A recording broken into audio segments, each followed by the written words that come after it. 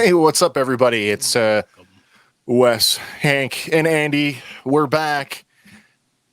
Man, I got a little technical problem, so I don't know what's going on. I apologize for the overexposure on this camera for those of you who are watching tonight or maybe watching this down the road. I certainly didn't mean to do this, but hey, what's a show without a technical problem? Your shining star. It wouldn't be normal if there wasn't something going on here, so that's the way it's going to be. So, everybody, welcome back to Fandom Power. This week, it's chapter 17 of the chapter 5 of the Book of Boba Fett. This is the way. This is the way, apparently. Something became, beyond all the, because we're going to get right into it, but something hit me right off the bat about, and maybe. Do tell. Maybe this is part of the reason why people don't like the other thing that's going on. I don't think it's very founded that they don't. But last week, I had said that some of the fan rhetoric was Din Djarin is a better Boba Fett than Boba Fett, and then suddenly we have a quasi pseudo episode of the Mandalorian thrust on us, and then the fan community essentially rejoiced this past week. Right. So, Boba Fett is like a prologue for a character from the past. It's like this got to be the swan song for that character. Yeah, I don't mean maybe his death, but it's and because of that, it's steeped very much in the old Star Wars stuff. So the references are all coming from mostly A New Hope, and then there's some Return of the Jedi stuff, some Empire stuff, but the aliens that are in it, the situations, the towns, the cities, the distances, the type of things are all steeped in Tatooine sort of lore, if you will. So it reminds us of that time, and it became really clear to me when I was thinking about it that as an entity, the Mandalorian is not an extension of those things. It's an extension of the Clone Wars and Rebels. Mm-hmm. It's an extension of the animated stuff. And when you put them up like that against one another, you switch gears so quickly, you really, really can tell. All the references are from Clone Wars and Rebels. All the, so referential. Right. To, I think I've used both terms interchangeably, the Mando verse, or as you and I are fond of saying, the Filoni verse. Right. So, of course, it's going to be referential to those things. And so I just think that's, whether the people realize it or not, that could be why, because you're getting a narrow slice of the universe still with Boba Fett, with the galaxy. And that's okay, because all we ever really did was get a sort of a big event, but with a narrow perspective in the first three films. And I think that what the Mandalorian does is it gives us a much broader perspective of the galaxy. And I think maybe that's what people really want is to something new, just barely dipped in something familiar. I'm going to bring up something. We've talked about this back on our other review series, but way back when Star Wars: The Clone Wars was announced, so we're going all the way back to the early aughts. Yeah, we also had that announcement for a live-action Boba Fett project. Right now, that's before George sold the farm, and just as we had speculated back on our Mandalorian stuff, I think, and I'm going to say it again, I think some of the ideas and some of the concepts that have made their way into the Mandalorian may have been held over from whatever that project originally was conceived to be. Hence the Din Djarin is a better Boba Fett than Boba Fett. I mean, they abandoned the Boba Fett thing for whatever reason, turned it into the Mandalorian. And then remember when they said that Boba was going to get a spinoff, and they didn't even know what it was going to be called. Right, there was this whole is it going to be just season 3 of the Mandalorian and it's just going to focus on him, or is it going to be something else? Add in that Lucasfilm has already said that as the Mandalorian progresses, that 4 or 5 seasons in, they said it will cease to be the Mandalorian as we know it, and it will be something else. Whether they call it something else, I don't know. But I will say this: Andy, I think you're in the same boat. I am a fan of the CW Arrowverse shows. Yes. And arguably, some of the best episodes of those are the crossover episodes. For sure. So you're sitting there watching an episode of Arrow, and you have all these other characters, and maybe Oliver Queen doesn't feature that heavily in his own episode. Yeah. Mhm. So for me, there is nothing so egregious in the Book of Boba Fett, or in this episode, for that matter, to be like glaringly like, oh, this is a no. No, it's great. It's exceptional entertainment, and I love it. Well, the CW had one of those this week Why? What happened this week? on the Superman and Lois. Fair It's enough. been building for weeks now, and Oh, you've okay. seen the fist punching underground. Oh, yeah. And the creature finally jumps out. Big green containment suit. Yep. And it ain't Doomsday. Oh. It's Bizarro. Oh, that's rewarding enough, though. I don't know. All right. They Well, even name dropped Doomsday earlier in the episode, so it's like, oh, but then no. if you want a good Doomsday story, go watch Krypton. Yes, that was an excellent Too one. bad it got canceled, unfortunately. It is too bad. It is too bad, but that's okay. So it is chapter 5 of the Book of Boba Fett. Anybody want to throw some any more cursory thoughts out before we get into it? Thank Ferrick, it was good. Wizard.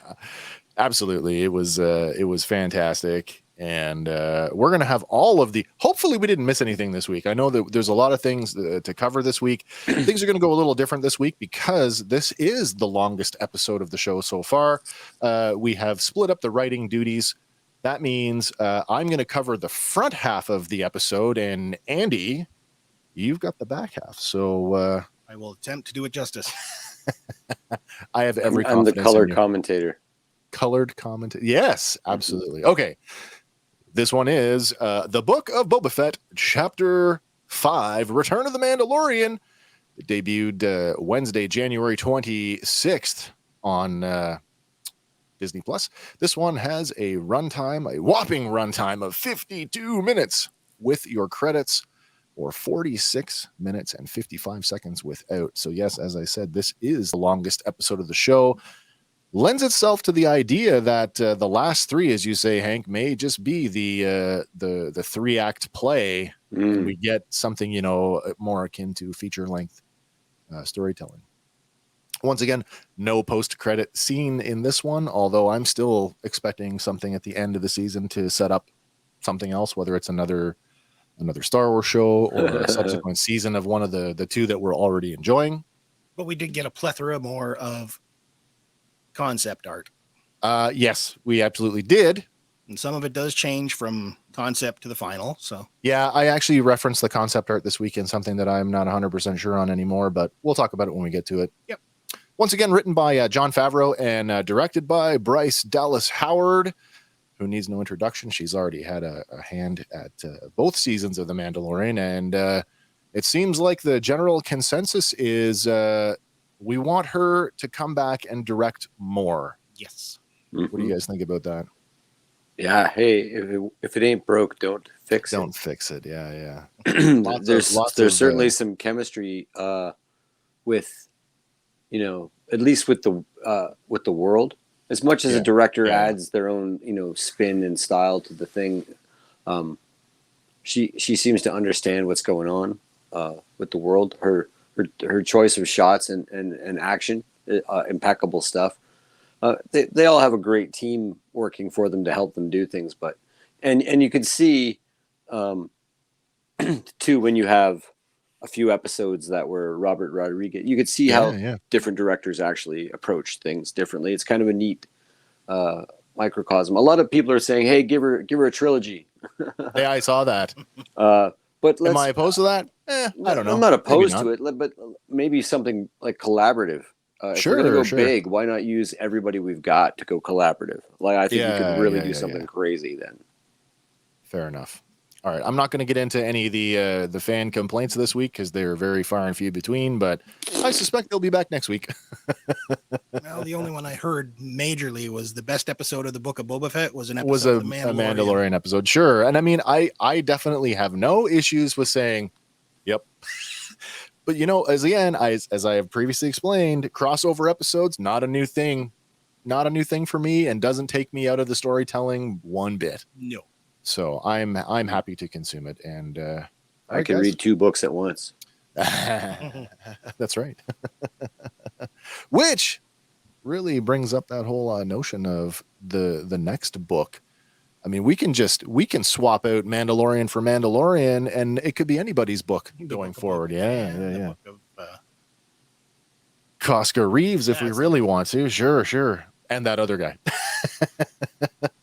Although the popular, a popular, I'll say the popular, but a popular opinion is that Grogu is the Mandalorian that is referenced in the title, The Mandalorian.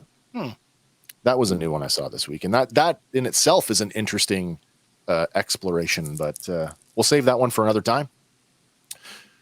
We got a lot to get through tonight, so let's get right into it. It is The Return of the Mandalorian. Our episode begins with a camera fade into the interior of a meat processing facility.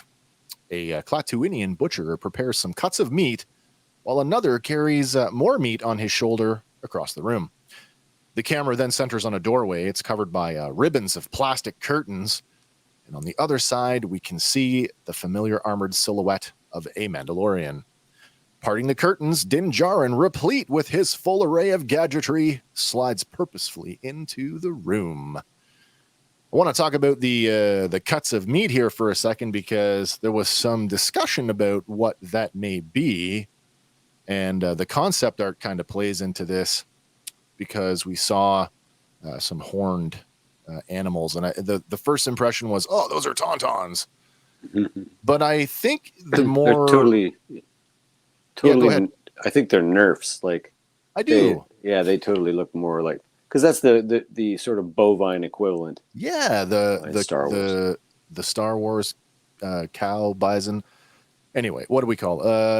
Totally. They have to be nerfs. I mean, nerf, as in like Why, you stuck-up, half-witted, scruffy-looking nerf herder.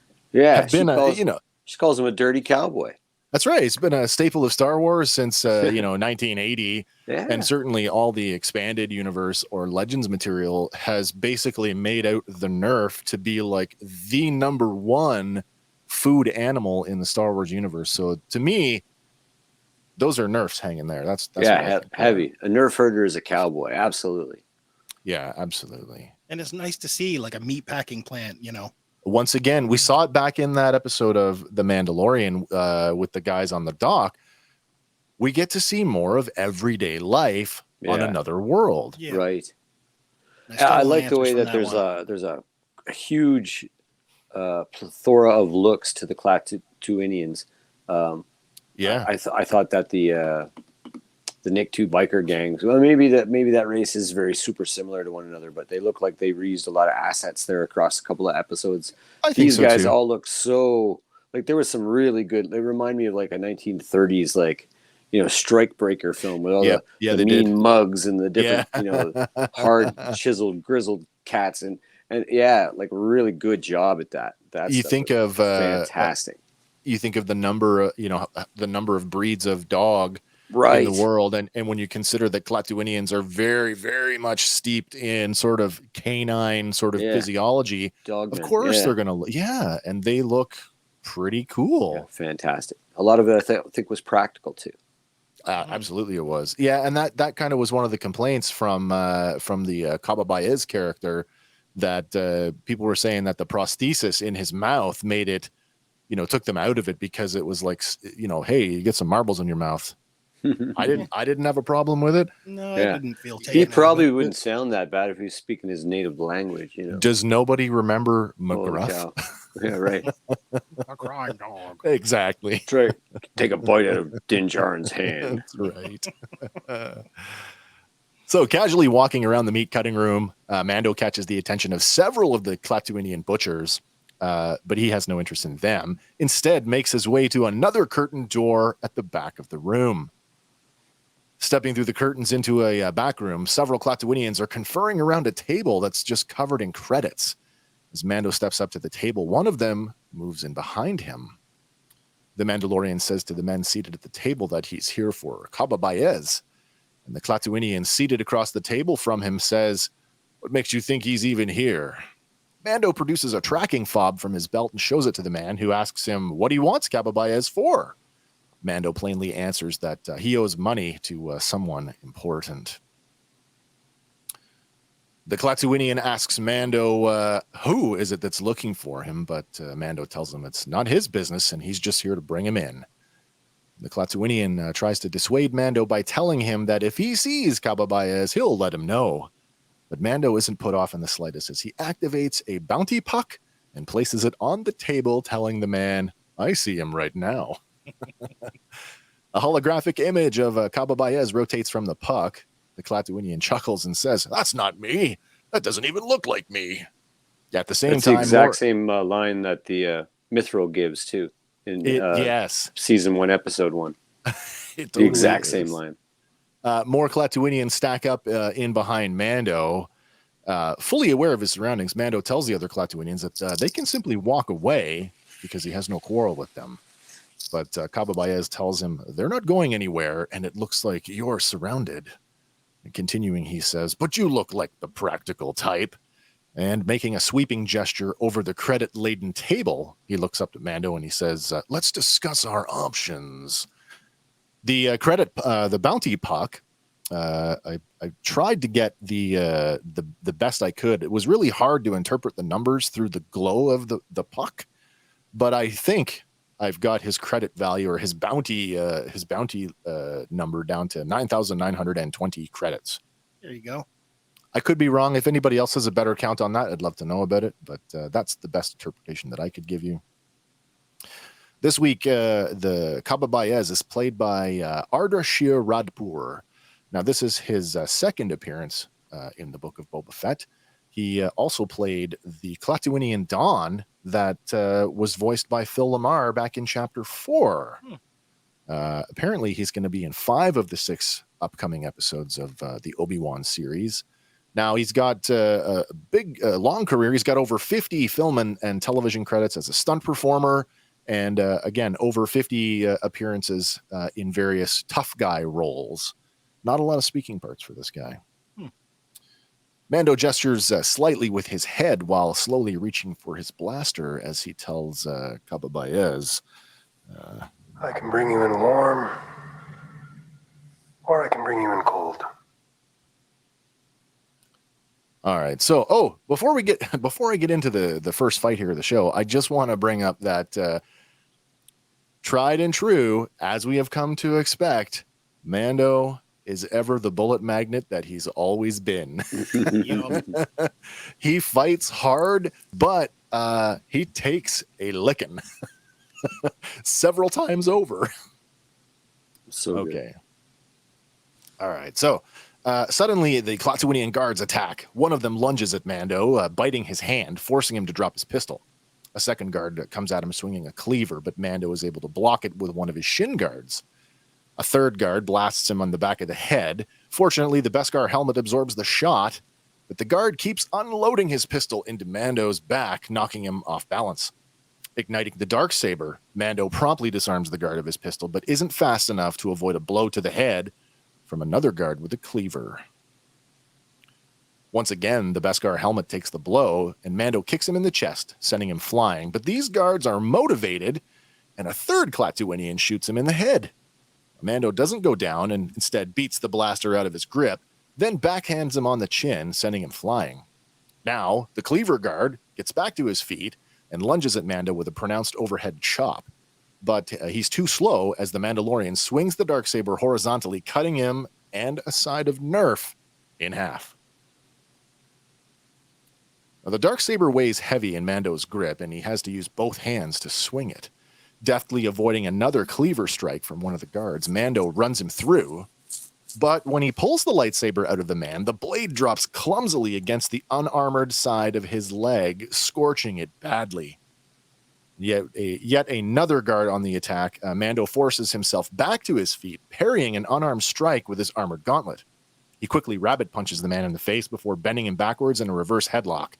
And just as the second guard grabs his sword arm and tries to rend the Darksaber from his grip, Now, tied up by 2 of the guards, Kababs makes his move. Standing up, he grabs the blaster on the table and he points it at the Mandalorian.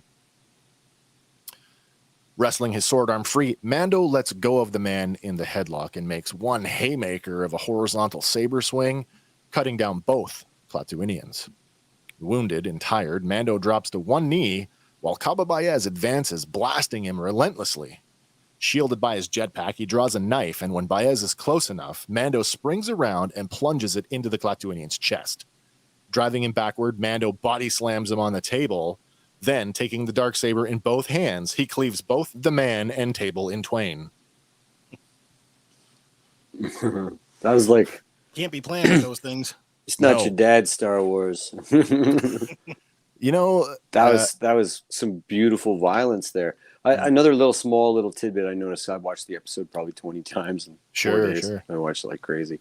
Yeah. He when he's not dual wielding both hands, or 2-hand wielding, he's wielding left-handed. Oh, really? 90% of that. Yeah. He wields his blaster. I don't think with his I right noticed that. Yeah, watching it. I was thinking of you, right? And Yeah. He wields left-handed 90% of that fight when he's not two-handed. Like the switch hitter. Right. Well, he's like, I don't know what's to sell action figures, but that lightsaber in the left hand, in one hand, and blaster in the right hand, other. right? You know, like that's how we used to play when we were kids, right? Yeah, absolutely. All right. As Mando stops for a moment to assess his injuries, a lone Klatooinian comes out from hiding and promptly hightails it out of the room. Oh, did I hit the wrong one? Oh, yeah, I hit the wrong one. There we go. Out on the meat cutting floor, all the other Klatooinian workers have gathered in front of the strip curtains.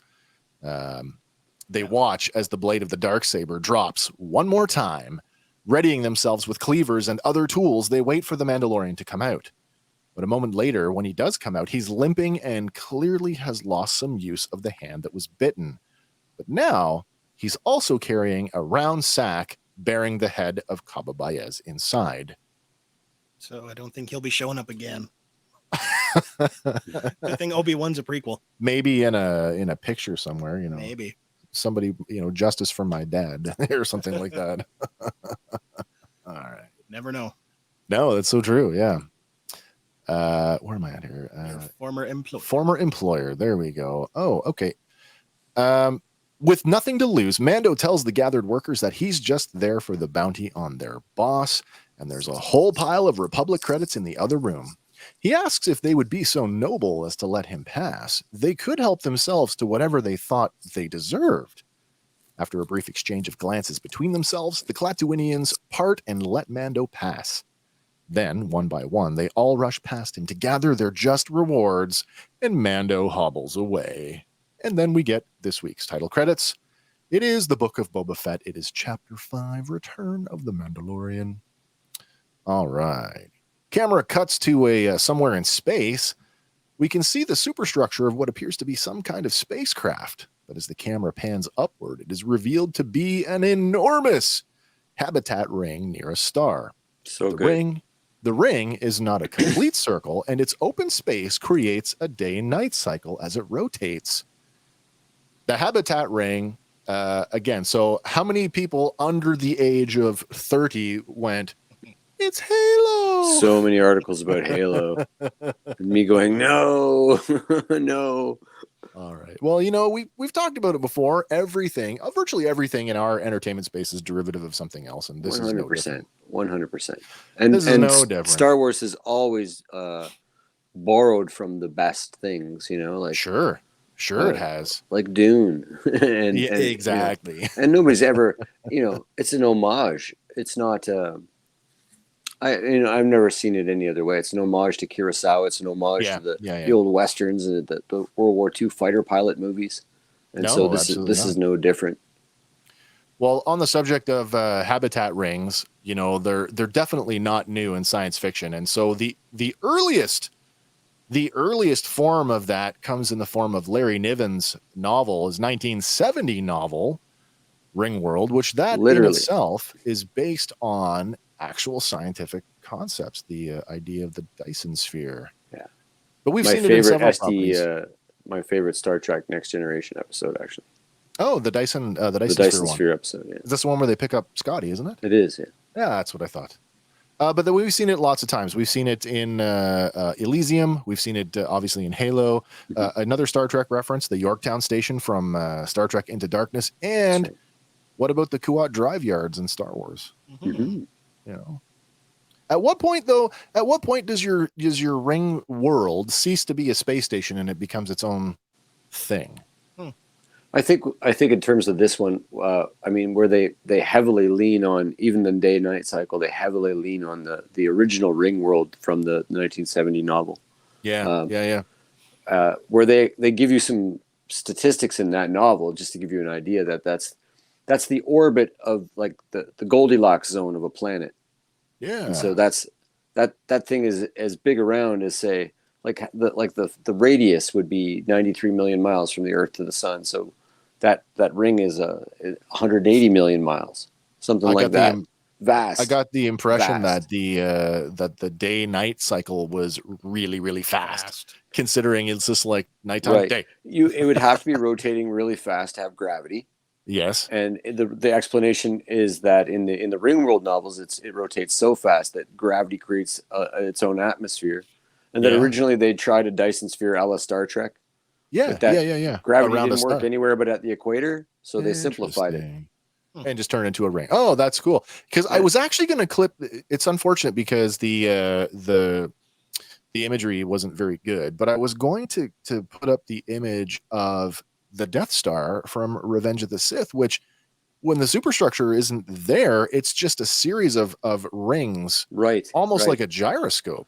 And so that's another thing I was thinking about, like how the trench scene is the positive equatorial version trench of that, like yeah. and then the this thing is the inverse, the negative version of it. No, you're absolutely right. Okay. So down at street level, the Mandalorian walks through a section of the ring during its night cycle. The streets are bustling with people going about their business, and no one pays any attention to him. Trudging forward, still holding on to his grim package, Mando is bathed in light as the rotation of the habitat ring moves into daylight. Mando approaches a lift and shares it with a citizen of the ring. I love this scene. Again, normal life, right? Yeah. There's a scene in Die Hard where he's going before the movie even gets going, where he goes up in the elevator with a guy, and it's like an awkward silence between two people, and how like that's such a real thing. How often is that? Yeah. And so I love that stuff a lot. The I humor, do it as doesn't well. feel forced. Like it's very natural.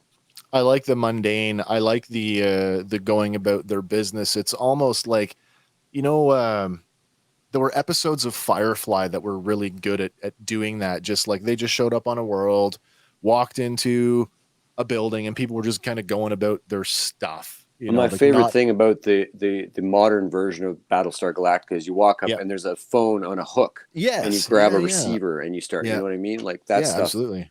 That stuff grounds you. Like for sure it does. Imagine if it wasn't there, you wouldn't realize it wasn't there, but it grounds you at a level you can't really perceive, like we can. We're cool. So if you thought you had seen this species before, you have. This is the species referred to as the Casket Dag, and these guys are relatively new.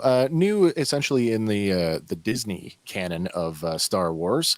They first showed up at Maz Kanata's castle in The Force Awakens, and then we get a single appearance from one of them on Canto Bight during The Last Jedi. The scene where the Fathiers are running through the streets. Right. This guy is actually on the street and has to duck down an alleyway so as not to get run over. At first, I thought he was very similar to the Jedi that gets killed in the arena in Geonosis. That's kind of got that dinosaur head. Yes. I thought it was super close, but then I looked it up and it wasn't quite, perfect. This species is actually, it's funny because the one thing that Star Wars is famous for is like, we have to like name and define everything down to the minutia. Yeah. And this species, they are so new that their homeworld doesn't even have a name. It's just the Casket Dag homeworld. That's awesome. That's all it's referred to. Yeah. After a short trip up on the turbo lift, Mando steps out into some sort of nightclub. Pausing for a moment to survey the room, he makes his way into a back room where a bright blue Ishitib is hosting a private party. Now, Yet another another one. walk into a nightclub. Yep. The Ishitib calls him a good hunter and commends him on the speed with which he just completed the job. Mando places the sack containing Kababaya's head on the table and asks for his reward, including the information that he was promised.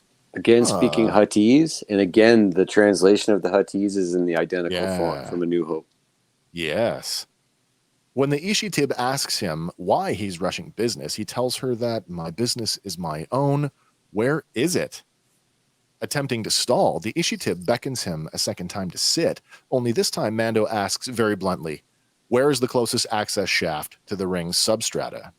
Now, the Ishitib demands that he sit and take the meal with them or she won't tell him anything. So, picking up the severed head, the Mandalorian turns to leave, saying that there's a bounty hunt on this Klaatuinian, and if you won't give me the information, someone else will. So, blurting out the location of the entrance, Mando places the bag back on the table and picks up a bundle of credits. The Ishitib tries one more time to convince him to sit, saying that she has another job for him. But Mando just points at the sack and says, I'd put that on ice if I were you. And he limps back through the nightclub to get on the lift. I like the inclusion of, again, I mean, if there's one thing that this show does to keep us connected to the bigger the Boba Fett show is the criminal element, because there is no way that table of mixed species is there for anything good. One, the human male with the long hair, I think the Conja Club guy, very similar to Tasser very much, very much. Yeah. So this could come up later in the Mandalorian. Absolutely, like him refusing to take the next job could be seen as an insult. There's a difference here. Like we see him doing jobs for money. It's his gig, right? Even now, he's like, no, I don't want the reward. I'm doing bounties for information. He's like, I'll take the right job, but the job is for, information. Get him farther. Right. Yeah. Just going back to the Ishitib for a second here. I'm going to put that up because, again, another classic alien who we first saw back in Return of the Jedi, and another Boba connection.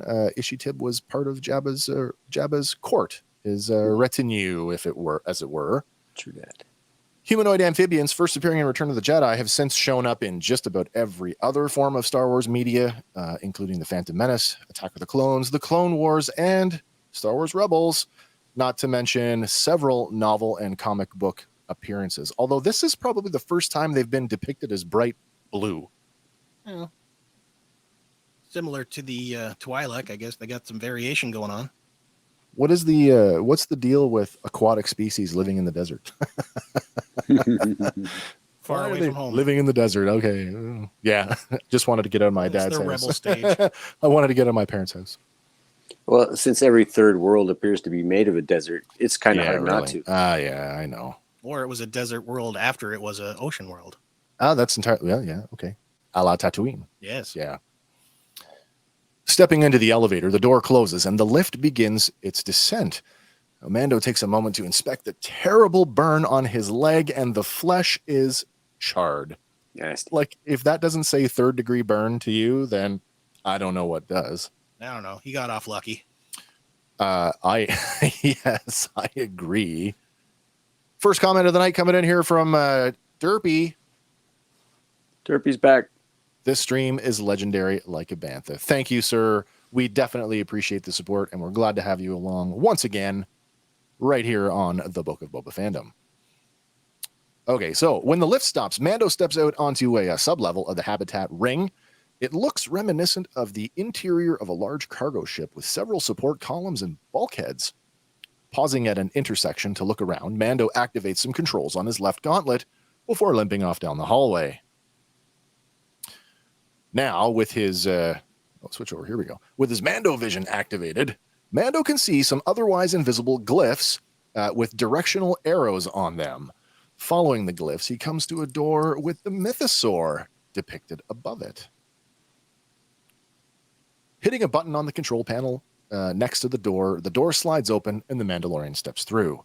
On the other side of the door lays a network of ladders and catwalks that descend to the openness of space. Mando begins the long downward climb, a simple task were he not wounded. Slipping on one of the rungs, he hangs there for a moment before getting his feet back under him and continuing downward. The camera cuts to a wide shot of the ring's substrata. It looks like an inverted city with long spires hanging out the bottom. Then the camera pans up several levels and we can see the Mandalorian walking across an open-sided catwalk. No rails in Star Wars. No railings once again. I knew that was going to come up. Dangerous down there. Railings save lives. Right? Ew. Come on. Railings killed Han Solo. In front of him on a lower platform, a figure can be seen kneeling. And as Mando gets closer, we can see that it's the Armorer. The Armorer, played by Emily Swallow, she's back. So she's obviously, she made it. Mm-hmm. In case you missed it the first time, I don't know, we didn't really talk about her. You know what? We didn't talk about her because when we did season 1 of the Fandalorian, we only did the review, the overview, because we sort of glanced over her. Yeah. We had not been in the podcasting business We were at the time. We were still finding our way. Okay, so Emily Swallow, FBI agent Kim Fisher on The Mentalist for 14 episodes, if you remember that. But you probably would remember her better as Amara or The Darkness for 14 episodes of Supernatural. Mm-hmm. Now, as the Armorer kneels silently in meditation, the Mandalorian limps down a staircase towards her. Reaching the bottom of the stairs, Mando's wounded leg gives out and he falls to the catwalk. Aware of his presence, the Armorer commands an unseen person to tend to him, and the hulking form of Paz Vizsla lumbers into frame. He's carrying a med pack with him, and he kneels to examine Mando's wound. Speaking quietly, he says, "I didn't know if I would ever see you again." Mando thanks him for the help on Navarro and apologizes for the sacrifices made by the covert. Taking a Bacta spray and applying it to Mando's burn, he says, "There's 3 of us now. We'll put you to work soon enough." Then the Armorer asks, what weapon caused such a wound? And the Mandalorian produces the Darksaber. At the sight of the ancient lightsaber, Paz Vizsla locks his gaze onto it with the realization of exactly what it is. The Armorer instructs Paz to bring it to her, and he reverently takes the weapon and carries it to her, all the while unable to take his eyes off of it. I don't know if you guys remember when we were talking about, we were sort of speculating what was going on. And as soon as they name dropped that guy as a Vizsla, I was like, these two are going to throw down at some point. Oh, yeah. It was inevitable. Yeah. Oh, yeah. Hello from Argentina. Very nice, the narration of this chapter. That's from Pedinato Petty. I hope I'm saying your name correctly. So cool. Thank That's you real for joining cool. us. Really enjoy the support. I'm glad that you guys are out there following us along. If you like the show, we do ask and encourage you to share it with your like-minded friends and family. And let's help make this community a little bit bigger. And we'll just keep rolling as long as people enjoy what we're doing. Fantastic. Okay. I just got to pick up my spot here.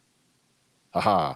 So, getting to her feet and turning to face the Mandalorian, the Armorer says, "All this talk of the Empire, and they barely lasted 30 years. Taking the lightsaber from Paz Vizsla and igniting it, she says that Mandalorians have existed for 10,000 years. Then asks Mando, what does he know of the blade? He tells her that it's the Darksaber, and when she asks him if he understands its significance, he answers that whoever wields it can lead all of Mandalore." That's an interesting choice of words because I believe this is pretty much the first reference to leading Mandalore, whereas previously it's been spoken of as ruling Mandalore. I know that it's a subtle difference, but I mean that It can be a big one. Well, here's the thing, right? Is that just strictly a writing choice, or is there a narrative reason that this is part of the evolution of Din Djarin's character?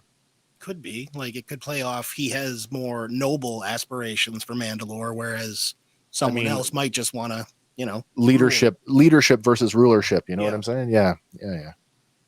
I think it has a lot. Maybe a little A, a little bit of B. Yeah, maybe. Okay. Oh, what do I got here? Where am I at here? Oh yeah. She actually says, what did she say? I've got it here. if it is won by creed in battle. It is said one warrior will defeat 20, and the multitudes will fall before it. If, however, it is not won in combat and falls into the hands of the undeserving, it will be a curse unto the nation. Certainly Emily Swallow could say it a lot better than I could, so I thought that's probably it's the first real big exposition piece that we get on the Darksaber and sort of how it relates to Mandalorian culture, at least in the context of this show.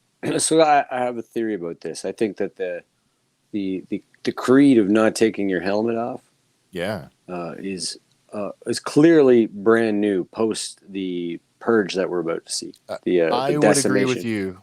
100% do I agree with you on that. And I'm going to say that this version of wielding the Darksaber is retroactively born at the same time.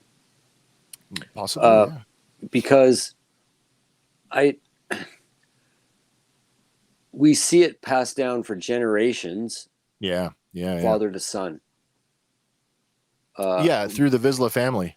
Without tragedy befalling Mandalore. I mean, sure, there's a lot of infighting and stuff, sure. Absolutely. But and we see it's easy to say a prophecy is true after an event like that happens. So that we know that Bo-Katan received the sword illegitimately and therefore was it technically in charge during the purge, the siege. And so it's easy for a person to go interpret it that way. Had that been Sabine, according to her, like Sabine wins it. I just watched this, so a lot of detail this. Me too. Me too. I had and to. Having won the sword in combat, Sabine actually makes a mistake giving it away. But there's no talk at all in any episode of Clone Wars or any episode of the Rebels of the significance of how it succeeds. No. And how the rule is attached. There's no saying you got to kill for it. Right. And so Maul wields it.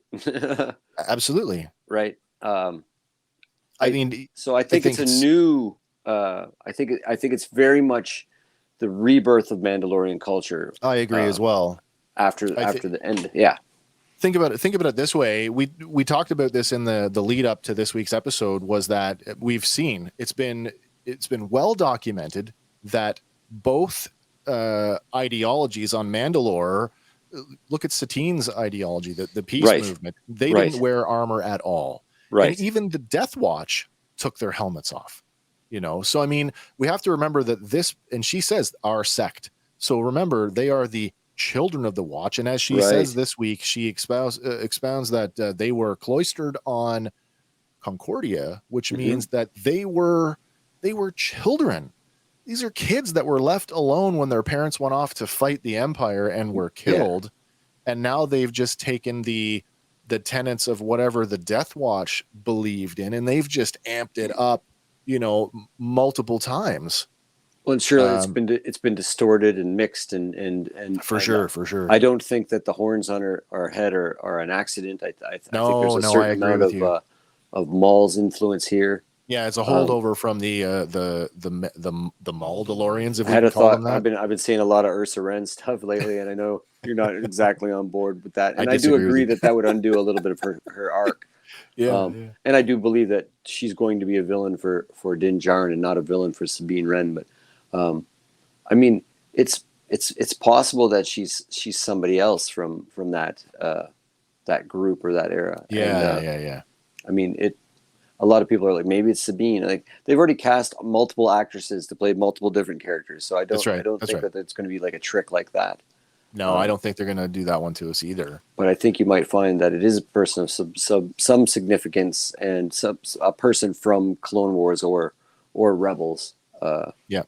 Maybe even something you don't expect, like the return of the Duchess Satine. That would be a huge, like, what? Yeah. But, I mean, if they can save Fennec Shand with droid parts, who knows? I don't know. I mean, maybe reincarnated by the Force. You get to swing for the fences with something like this. But at the end of the day,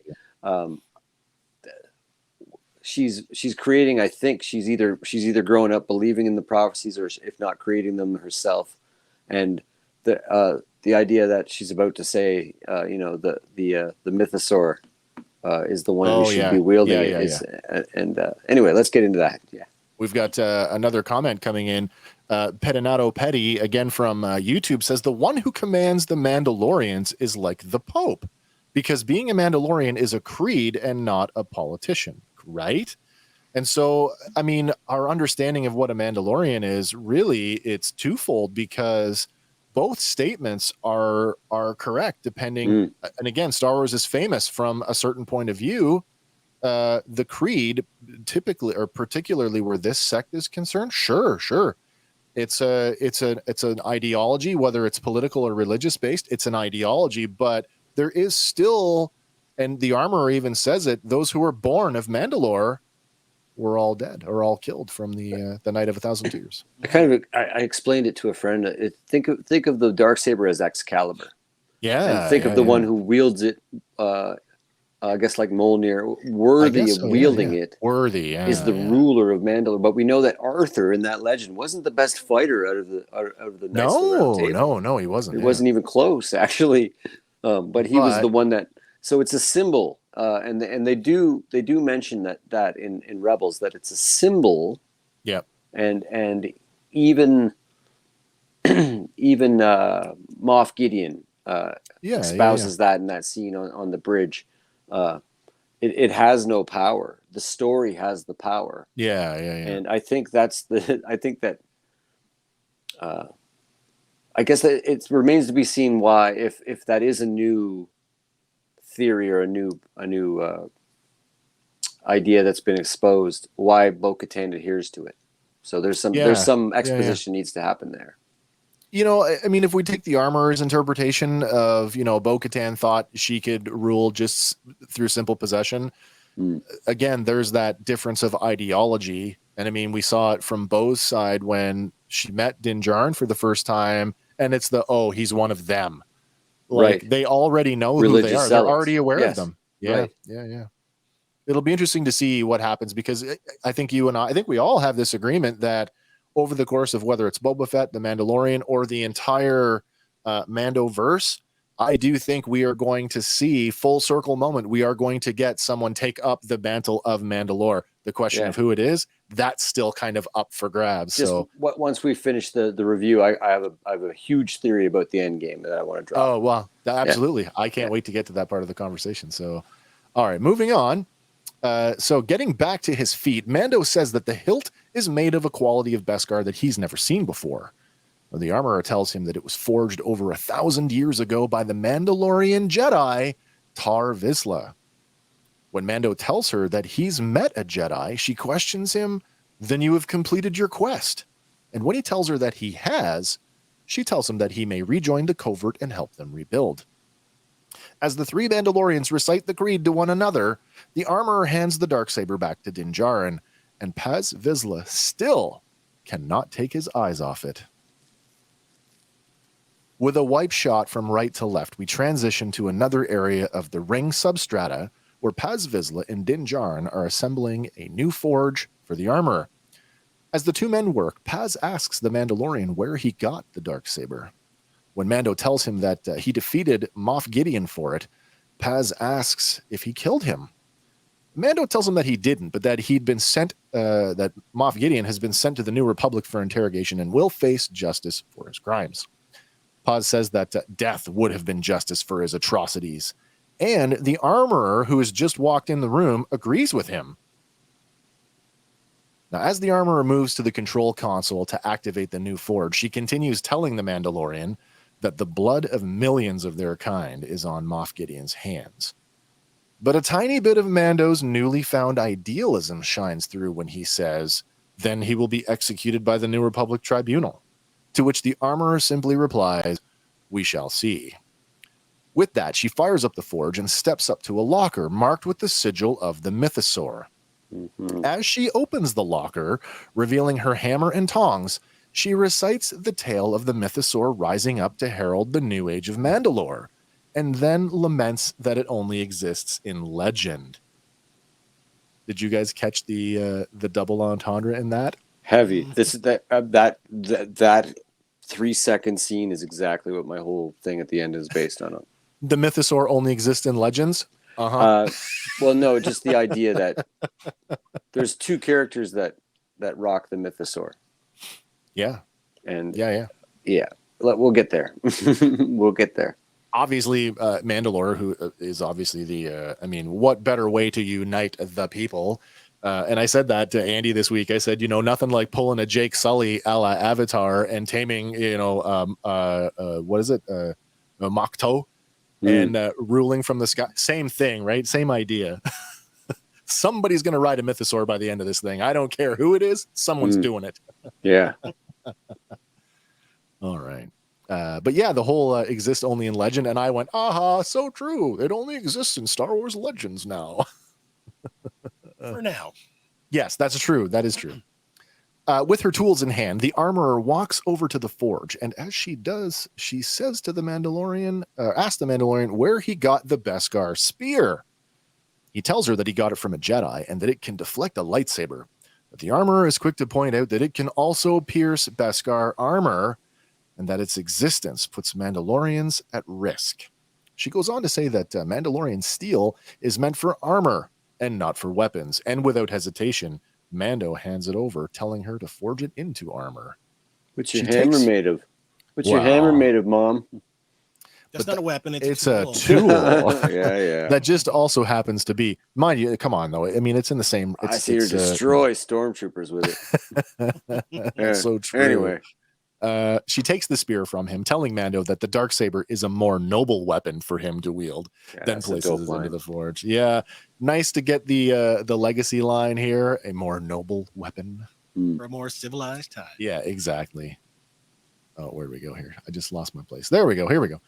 As the armorer prepares a quenching bath with some funky liquid that we don't know anything about, but it changed the color of the water,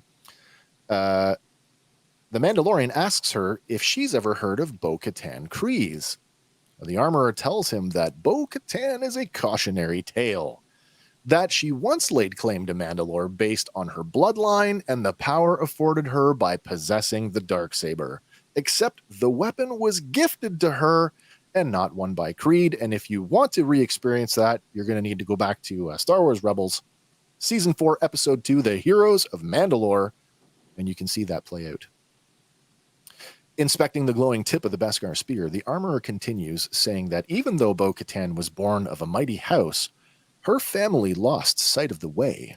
Her rule ended in tragedy, and the Mandalorian people lost their planet because of it. She finishes by telling the Mandalorian that had their sect not been cloistered on Concordia, they would not have survived the Great Purge either. Remember back in, Season 2? Season 2 of The Mandalorian? We speculated pretty heavy on what did we think the Night of 1,000 Tears might have been. And I think I said, what if they just glass the planet? Or because even Rebels gives us that sort of like, it looks like scorched earth. Yeah. And turns out that's exactly what we got. I mean, I rewatched a lot of Rebels. I just kept going. Well, it's definitely worth. And there's a scene in Season 4 when they return to Lothal late in the season, and this has already happened to Lothal. Just off camera. So like Lothal is suddenly it's a flattened desert. Yeah. Parched, bleached earth kind of thing looking. That opening shot of Season 1 of Rebels with Ezra standing on that tower, and it looked like it was very like plains like Midwestern wheat fields. Not so much when they went back. No, like parched, dry, like a cracked riverbed. Very much so. Yeah, so I rewatching that after in the new context of the Empire's sort of willingness and ability to do that sort of thing, I think that's what happened to Lothal as well. Yeah, interesting though, because Rebels, right? We're talking Rebels taking place before the Battle of Yavin. Mm-hmm. So if you've got it tells me that the Empire had plans for Mandalore, that they didn't just wheel the Death Star up and single reactor ignition. You know what I mean? Like to start to subdue the planet.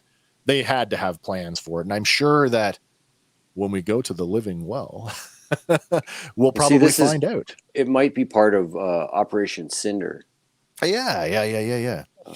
Or an early version of it, like like how you destroy as you pull back. Yes. Yeah. Realistically, if everybody remembers, like that, Mandalorians are like the third major player in terms of factions. Right. Like, like there's the crime factions and they all kind of amass into one faction, if you will. But in terms of like, Galactic Empire, Separatist, Jedi, Sith, the other main faction for 10,000 years has been the Mandalorians culture. Yeah. All right. So then we get we finally get it. We get it laid out for us in all of the grim detail. And man, it was, I watch a lot of war pictures, and so this kind of stuff is not new to me. But to see it in a Star Wars context, this is something we've never seen before. With the camera oh good lord, yeah, the camera focuses on the bright glowing tip of the spear, and then it fades out to reveal the moon of Concordia shining brightly in the night sky of Mandalore. And suddenly the silhouette of the moon is broken by a TIE bomber flying past. But it's just one of dozens of bombers that are carpet bombing the surface of Mandalore in a campaign of scorched earth. The armorer tells Mando that those who were born on Mandalore strayed away from the path, and that the Imperial interlopers had taken over the planet, destroying everything in the Night of a Thousand Tears. Swarms of bombers descend on the domed capital city of Sundari. Several pinpoints of light erupt on the dome's surface, and then suddenly a massive explosion engulfs the entire city. And there it is. Now we kind of know, the Night of a Thousand Tears. Is that, is that the 1,000 TIE bombers, 1,000 bombs, 1,000? Like, is it a metaphor for the number of people that were killed? Like, is it everything? It's all of those things, probably in some way. Yeah, heavy. The worst part of that for me was actually. You could barely see them in that scene, and then in the next scene, the mop-up scene, the helmets and armor of the fallen Mandalorians are in the foreground, and you could kind of see it a little bit in that one, suggesting that they used Sabine's weapon right before they did this. Yeah, the weapon that only affected biological material. Right, and now add on to this that these K2 units that are mopping things up here are actually collecting the Beskar to be turned into ingots. Yeah, and I mean, very if you're disturbing watching stuff, man, dark stuff. The mop up, I mean, you don't see any bodies, but those KX security droids are definitely shooting at the ground. Like, there were definitely survivors, and then they just decided to murder anybody that was left. Yep. Sabine's weapon, if there's anybody there not wearing armor, they'd be fine. Definitely not fine from the nuclear fallout. What have you. But because the weapon, they could tune it, right? They could tune it to affect, Beskar or Durasteel, the Duraplast, or whatever the Stormtrooper armor, whatever you want to say the Stormtrooper armor is made out of. Right. So they were able to tune it, but then they destroyed Sabine's weapon in Rebels. So then the Empire would have had to have rebuilt it. Well, and they destroyed it twice because she was sure that she destroyed it, and they still had it. Yeah. This is what I'm saying. Like, I got to go back and watch Rogue One to see if that weapon is one of the names in the database. Man. Yeah. I mean, they could track you through hyperspace before they could track you through hyperspace, right? Yeah. That's right. It comes up in Rebels. In the aftermath, squads of KX series security droids with Viper probe droid escorts comb the destruction, executing any survivors that they come across. So evocative of Terminator 2. Mm-hmm.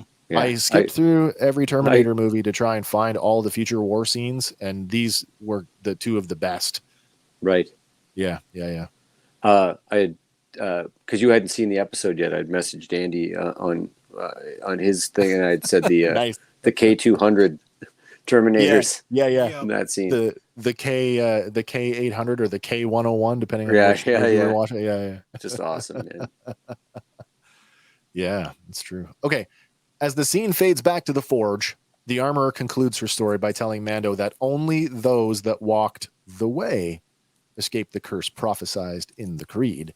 And though their numbers are scattered, their adherence to the way has preserved their legacy for generations until one day they may return to Mandalore.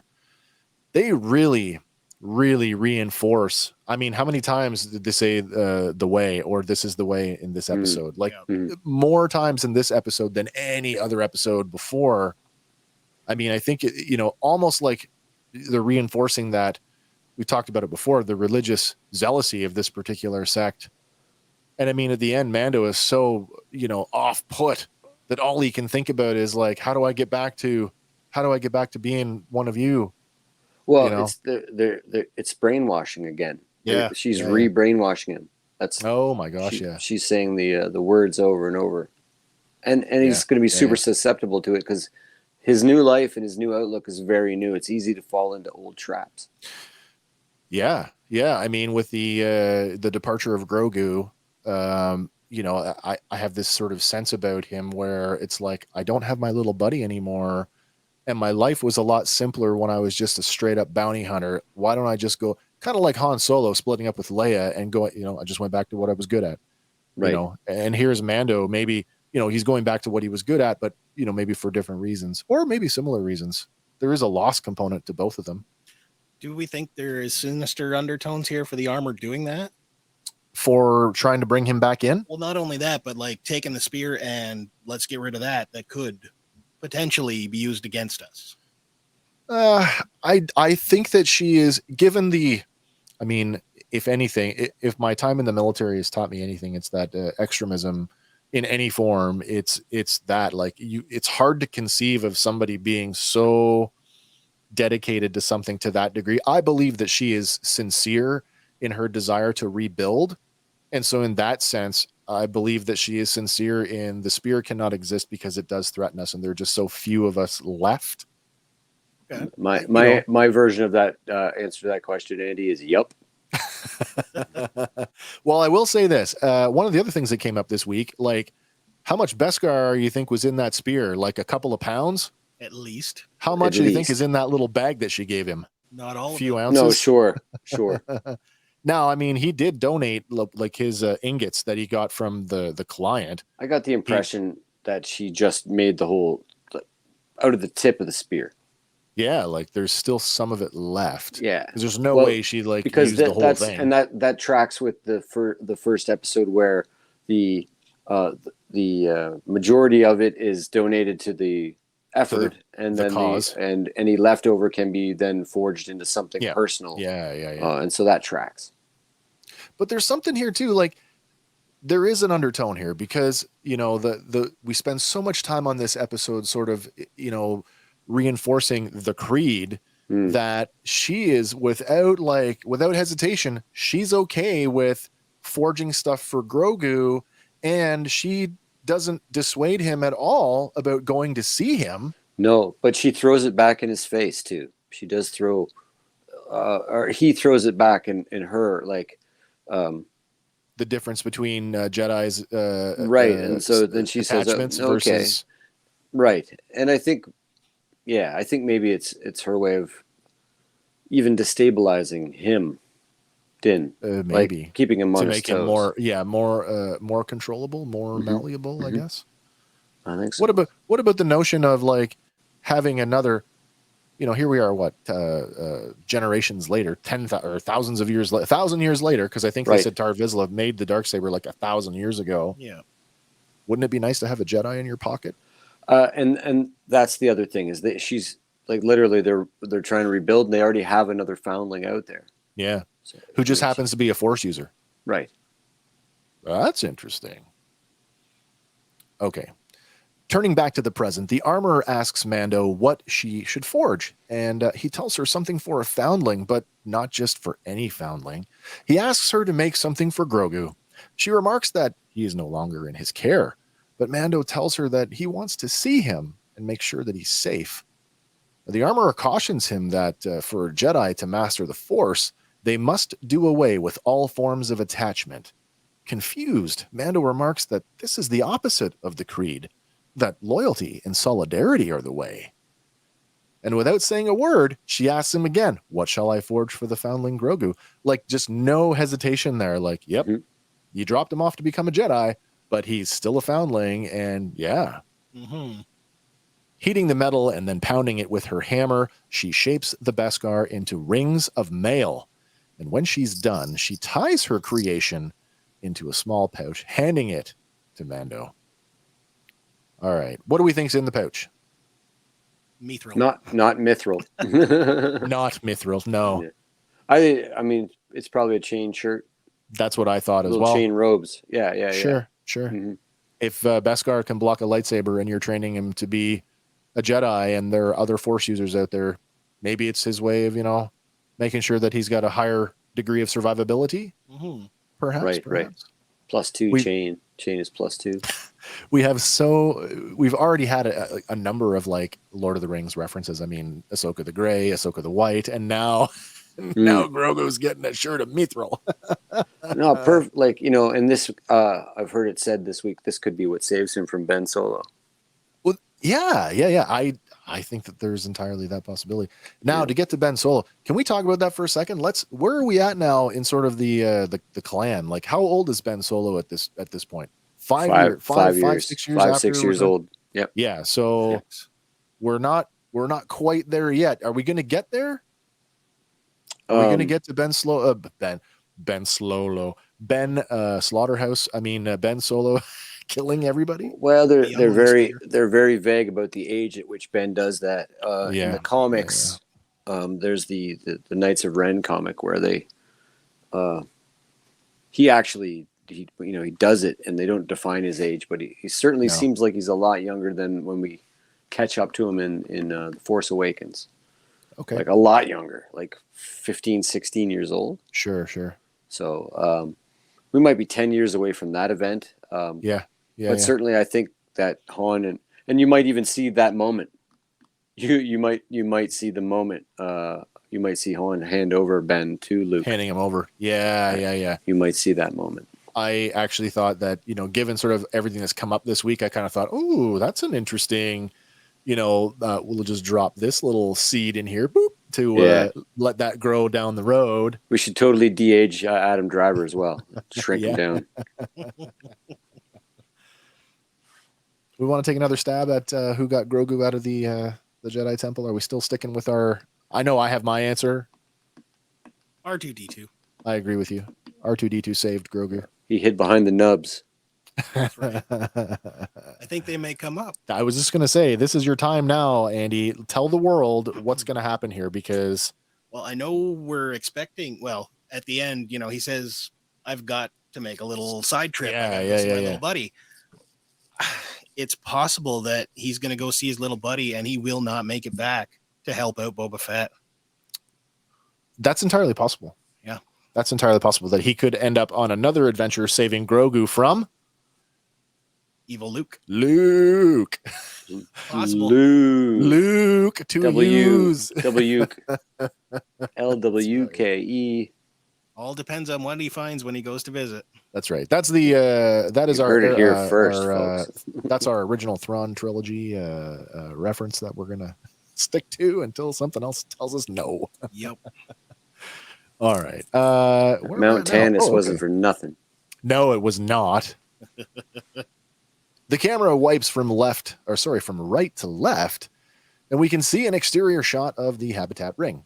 Down in the substrata, the armorer runs through a cadence of movements as she spars with the Mandalorian.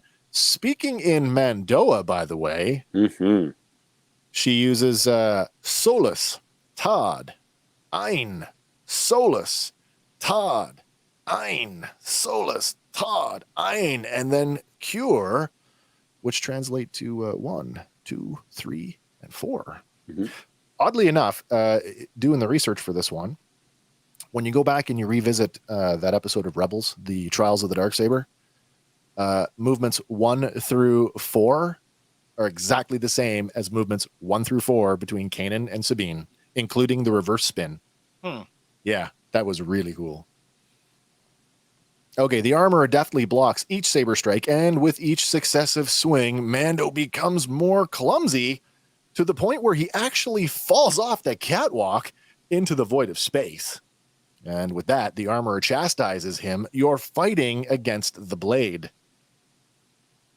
Good thing Use he it. got his jetpack. I was just going to say, using his jetpack to fly back up to the catwalk, Mando's landing is anything but graceful as the weight of the Darksaber pulls him to one knee.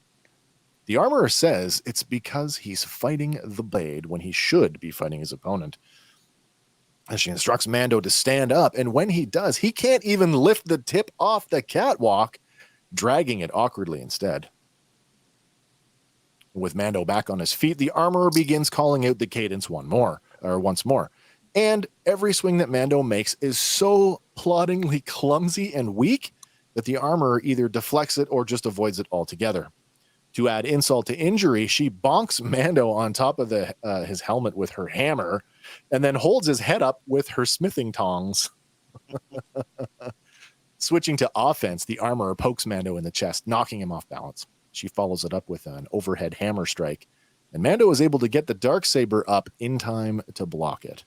But between the armorer's blow and the weight of the Darksaber, he's taken to one knee and has to use his armored gauntlet on the backside of the blade to brace the lightsaber.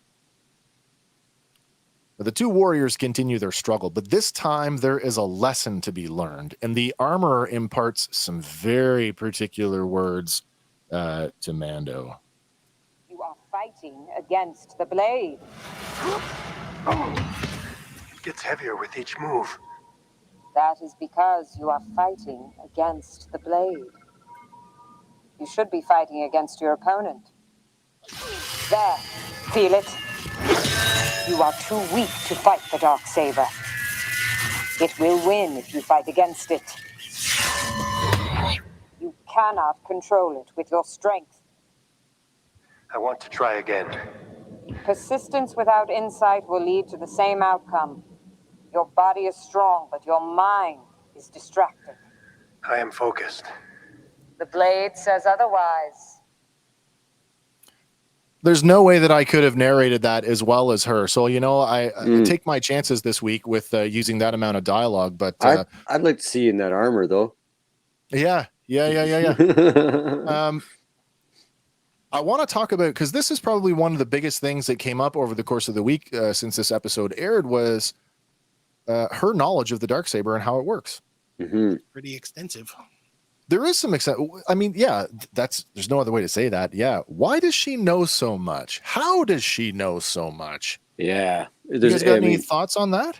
There's a couple of thought that what she says there is basically a spin on the definition of insanity.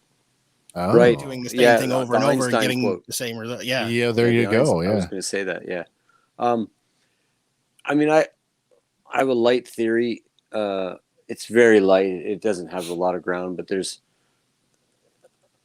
Ursa Wren is the right kind of character to have that knowledge, to be that good at fighting, to be to want to protect Mandalore, especially if she was off-world protecting children. Yep. The other thing is, though, that we know that it's skewing that idea.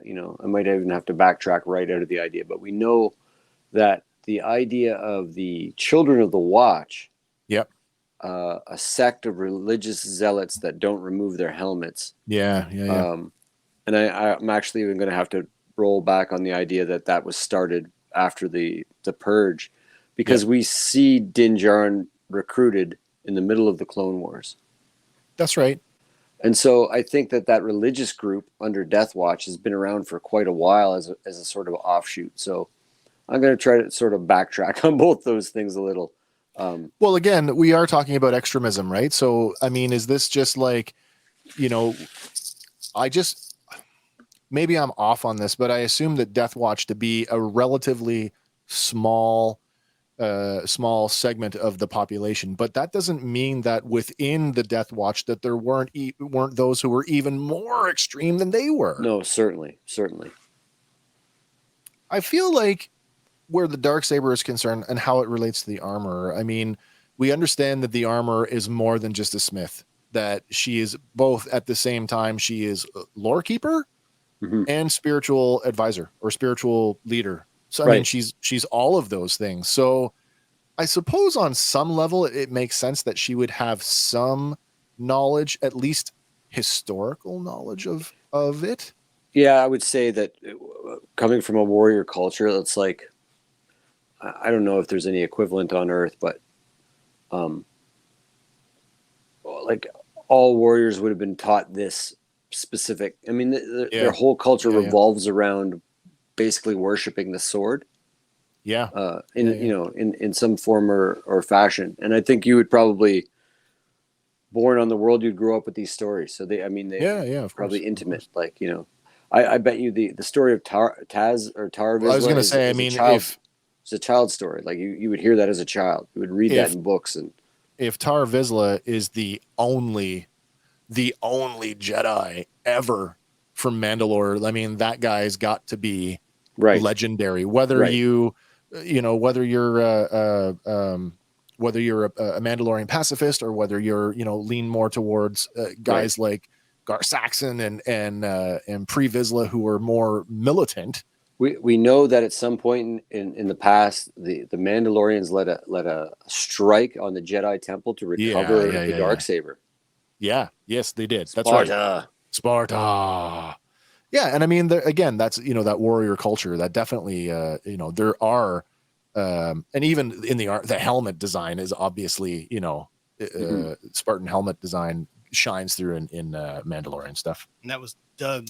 Thank you, Doug, for that comment. Doug, you've got to go to StreamYard on Facebook and give them permission to show your name. Otherwise, we just keep talking about you like you're this ambiguous gray chathead. That's unless, Doug. of course, you don't want us to know it's you, and then that's fine. That's the Doug. That's the Doug. Okay. Well, thank you. Thank you for that, Doug. Stay with us. We've got lots more to talk about, particularly going back to the explanation. Now, her explanation is, like I said, it's consistent with the lore keeper / spiritual leader, but it's lacking the one big thing. And we get another explanation of this weapon back in Rebels, back in season 3, episode 14, Trials of the Darksaber. And here's what Kanan has to say to Sabine Wren. So when you think about what the armor has just said, and then you hear what Kanan says, take a listen to what's similar, but at the same time, what's missing. Ignite the blade.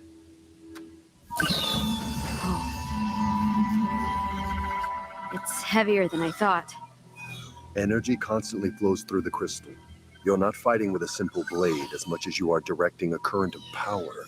Your thoughts, your actions, they become energy. They flow through the crystal as well and become a part of the blade. The blade feels lighter. You're connecting with it. It's becoming a part of you. So, wow. There's a whole lot going on there. Maybe I just took it for granted, but did that just add a new layer of context to every lightsaber ever made? Or does that just apply to the Darksaber? A couple things. I always took that scene right there to mean that Sabine Wren was force sensitive. Okay. Yeah, sure. And the other thing is that George Lucas always meant them to be wielded. Yeah. What's the right word there? Wielded. Like heavy broadswords. Yeah. Two-handed, like they were supposed to be slow and heavy. And gotcha. The idea that Vader could wield one with one hand was a testament to his might. Oh, yeah. That totally makes sense. And it realizing that the Kung Fu style fighting was much more the prequel era. Yeah. The prequel era stuff definitely took over. And of course we love it. But his original vision was these giant heavy broadsword things that you had to use two hands to swing. And those two sets of statements are like the flip sides of the same coin, Yeah, they are. They both one is sort of like more like straight warrior, and the other one is more it has that Jedi, like the connection warrior to monk. The Force. Right. Yeah, absolutely. Right. And therein lies the biggest difference. The armorer is completely, ignorant to any of the idea of the Force, the idea that the crystal has been imbued, and that's the big difference. Is she's lacking that knowledge. So one unequivocally, that tells us that for anybody who was hoping if you were hoping, the armor is not force sensitive. See, now you say that, but then what weirds me out about that, and if there's any, I tend to agree with you, but if there's any little thing that makes me lean slightly the other way, it's when he first falls down that set of stairs and she doesn't look at him, right? But she goes tend to him, and then she doesn't look at him, and she goes, "What caused that wound?" Yeah, and then she doesn't look at him, but she goes, "Bring me that weapon," and knows what bring it is it to instantly me without looking at him. There's well, three okay, things, so I mean, I can't argue with that. That's true. Sort of goes, "Oh, that was a little weird." That is true. Yeah, but look at when she picks it up. When she picks it up, and I don't know if I have a shot of that. When she picks it up, she almost lights drops it. She's having a hard time heavy. lifting it. 100%. Yeah, so I mean, 100%. That is, to me, that's indicative of she's not really in the know. Well, and then let's go back and watch Gar Saxon in the same episodes in Rebels we're talking about. Yeah. He wields it one-handed like it's like a feather. Yeah, like it's nothing. So, but so does Moff Gideon at the start of the fight with Din Djarin, but it does get laborious for him as he loses sort of control with it. So I think some of it is flight time. I think whether you realize you're connecting with the energy and the force, it's just flight time. You're getting used to the blade. You're getting used to, your weapon in the military. You got used to it. Yeah. Yeah, you would. You get used to your kit. It becomes yours. Absolutely. I think there is an element of that. But then again, I don't want to overthink it. But that's not what we do here. No, we don't do that at all. I don't want to overthink it, but I do want to remind everybody, like all the way back to 77, the Force binds us. It flows through everything. Everything. And we take for granted that things like luck, as Han Solo would say, in my experience, as Obi-Wan would say, in my experience, there's no such thing as luck. Right. But Obi-Wan, who has that a Force user, or sorry, I guess I shouldn't say Force user, a Jedi would have the deeper understanding of the Force. Not only does the Jedi, the Force wielder, influence it, but the Force also influences you. Right. Hence, Kanan can say what he said to Sabine, that your thoughts, your actions translate into energy, and that is just every living thing's connection to the Force, whether they are able to control it or not. Right. And I think that speaks to the idea of the warrior knowing one's self, making the Darksaber an extension of the warrior, but without all the with having all the metaphysical without understanding all the metaphysical. It's a lot like watching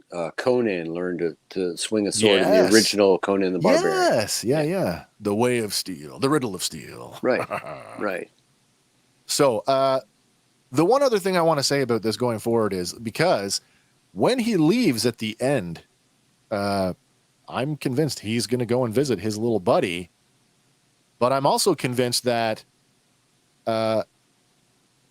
Din Djarin is going to get a similar lesson from Luke Skywalker that Sabine got from Kanan, and that will, help him better connect with it. That's just my thoughts on that. I know we can't. We have to be very careful how we use Luke Skywalker in the context of this show, because we already had the big moment with him. We don't want to throw legacy characters around and just sort of like willy-nilly them, but it's an important lesson, and who better to teach it? I mean, I suppose Ahsoka could fill that role, but if we're going to go and visit Grogu with Luke Skywalker, assuming that it's Luke and not Luke, I think he's going to get that lesson. Okay. So, the next part is, as the armor imparts her lesson, Paz Vizsla steps out onto the catwalk, proclaiming that maybe the Darksaber belongs in someone else's hands. He continues, saying that it was forged by his ancestor who founded House Vizsla, but Mando retorts, and now it belongs to me. Not even remotely trying to hide his intent, Paz says, or questions, because you won it in combat? And when Mando says, that's right, he answers with, and now I will win it from you. The armorer turns to Mando and asks him if he agrees to the duel. And when he accepts, she leaves the two men alone on the catwalk. Din Djarin versus Paz Vizsla.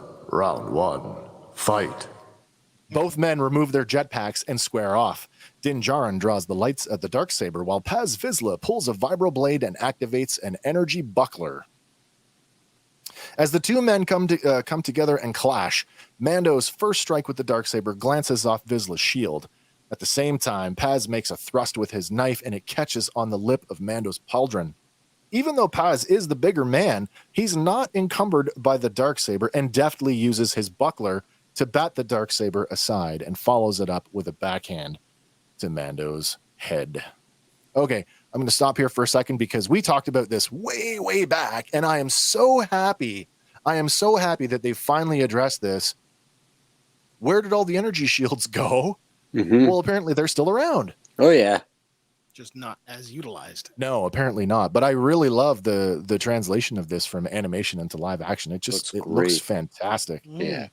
The fact that he's using it here in an unarmed fight where typically we saw them in animation used against blasters. But it makes so much more sense to use it this way. I'm quite happy to see that come back. Deflecting of energy. Yeah, exactly. Round 2. Mando comes back with a downward chop, and for a moment the Darksaber locks with the energy shield. To break the lock, Paz unleashes a mighty uppercut, sending Din reeling. But Din is able to get the Darksaber up and braced against his gauntlet. Enough so that when Paz tries another stab with his vibro-knife, the blade is broken when it contacts the lightsaber, and he's left holding nothing but a glowing nub. Round 3. This time, it's Vizsla who's reeling as Mando drops a sharp elbow to the face. But it's a quick recovery, and Paz grabs for the Darksaber, and the two men wrestle for control of the blade. Paz overpowers Mando, forcing the blade into the catwalk with a shower of sparks. But Mando isn't done yet, and throws a quick headbutt just before he turns his back to Paz, and follows that up with yet another elbow strike, finally breaking the bigger man's hold on the Darksaber. Round 4. Free of Paz Vizsla's grip, Mando swings the Darksaber in an upward arc, striking the big man's chest armor, but it doesn't cut through. Paz ducks a follow-up haymaker of a horizontal swing, but is forced to use both of his armored gauntlets and drops to his knees to block a mighty chop. But he's right back up on his feet again and overpowers Mando for a second time, this time throwing Mando completely off the catwalk to a lower platform below. Landing hard on his side, Mando loses his grip and drops the Darksaber, and the blade collapses just as Paz Vizsla jumps down to continue the fight. I love Round that visual. 5. Oh my god, the leaping down? Well, not just that, but like the saber, like literally physically destroying where Oh yeah. it's retracting from. The glowing floor that it's the heat of the blade, the transference into the metal. Yeah. Oh, yeah. No, it's really well done. Where were we again? We're at round 5. Round 5. Thank you, announcer. Mando can't even get to his feet as Paz tosses him into the support structure that he just landed on, knocking him back flat for a second time. Now, with his opportunity laid bare, he picks up his ancestor's lightsaber and activates it. Taking in the majesty of the weapon, he says, "Fate has brought this blade back to my clan, and now fate will end yours." But the blade weighs heavy in his hands, and as he swings the Darksaber wildly, Mando is able to scurry away. While Paz struggles to control the Darksaber, Mando draws his own vibro knife and is able to stab Paz in his side just below the ribs. Instinctively, Vizsla swings hard in Mando's direction, but he ducks the blade and rolls to one side. Round 6. Staying on the assault, Paz makes another horizontal strike, this time catching the blade in the support column where it gets lodged.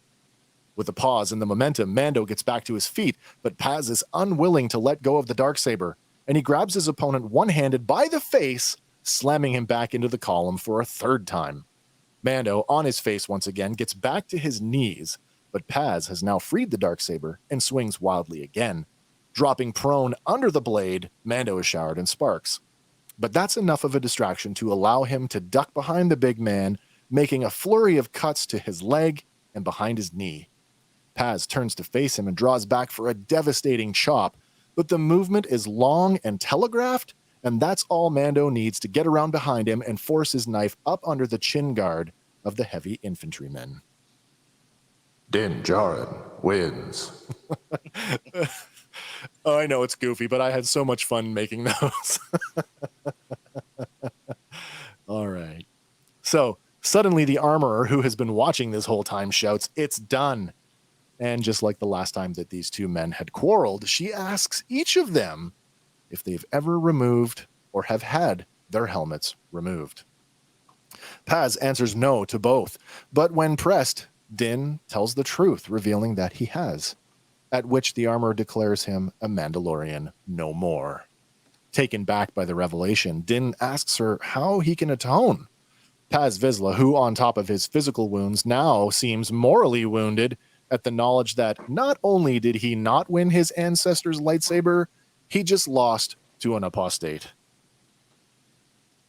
Now, the armorer tells him that according to the creed, he can only find redemption in the living waters beneath the mines of Mandalore. When Mando says that the mines have been destroyed, she simply nods at him and says, "This is the way." The lady of the lake, her arm clad in the finest shimmering samite. Yes. Retrieving the Darksaber under the watchful eye of Paz Vizsla, Mando ascends back to the catwalk. He pauses to grab his jetpack and then makes his way past the armorer, who stands stoic, shunning him while he leaves the covert. So, on the way out of the covert, anybody get the impression that maybe there was a little bit of implied sorrow? A little bit. That she didn't want to cast him out, but she had to? Yeah. It's weird that she didn't ask for the armor back. Is it Yeah, not the weird? thing Is that not that weird? she just made, yeah. I mean his armor. Oh, his armor. Yeah. Why would you let him walk out with his armor?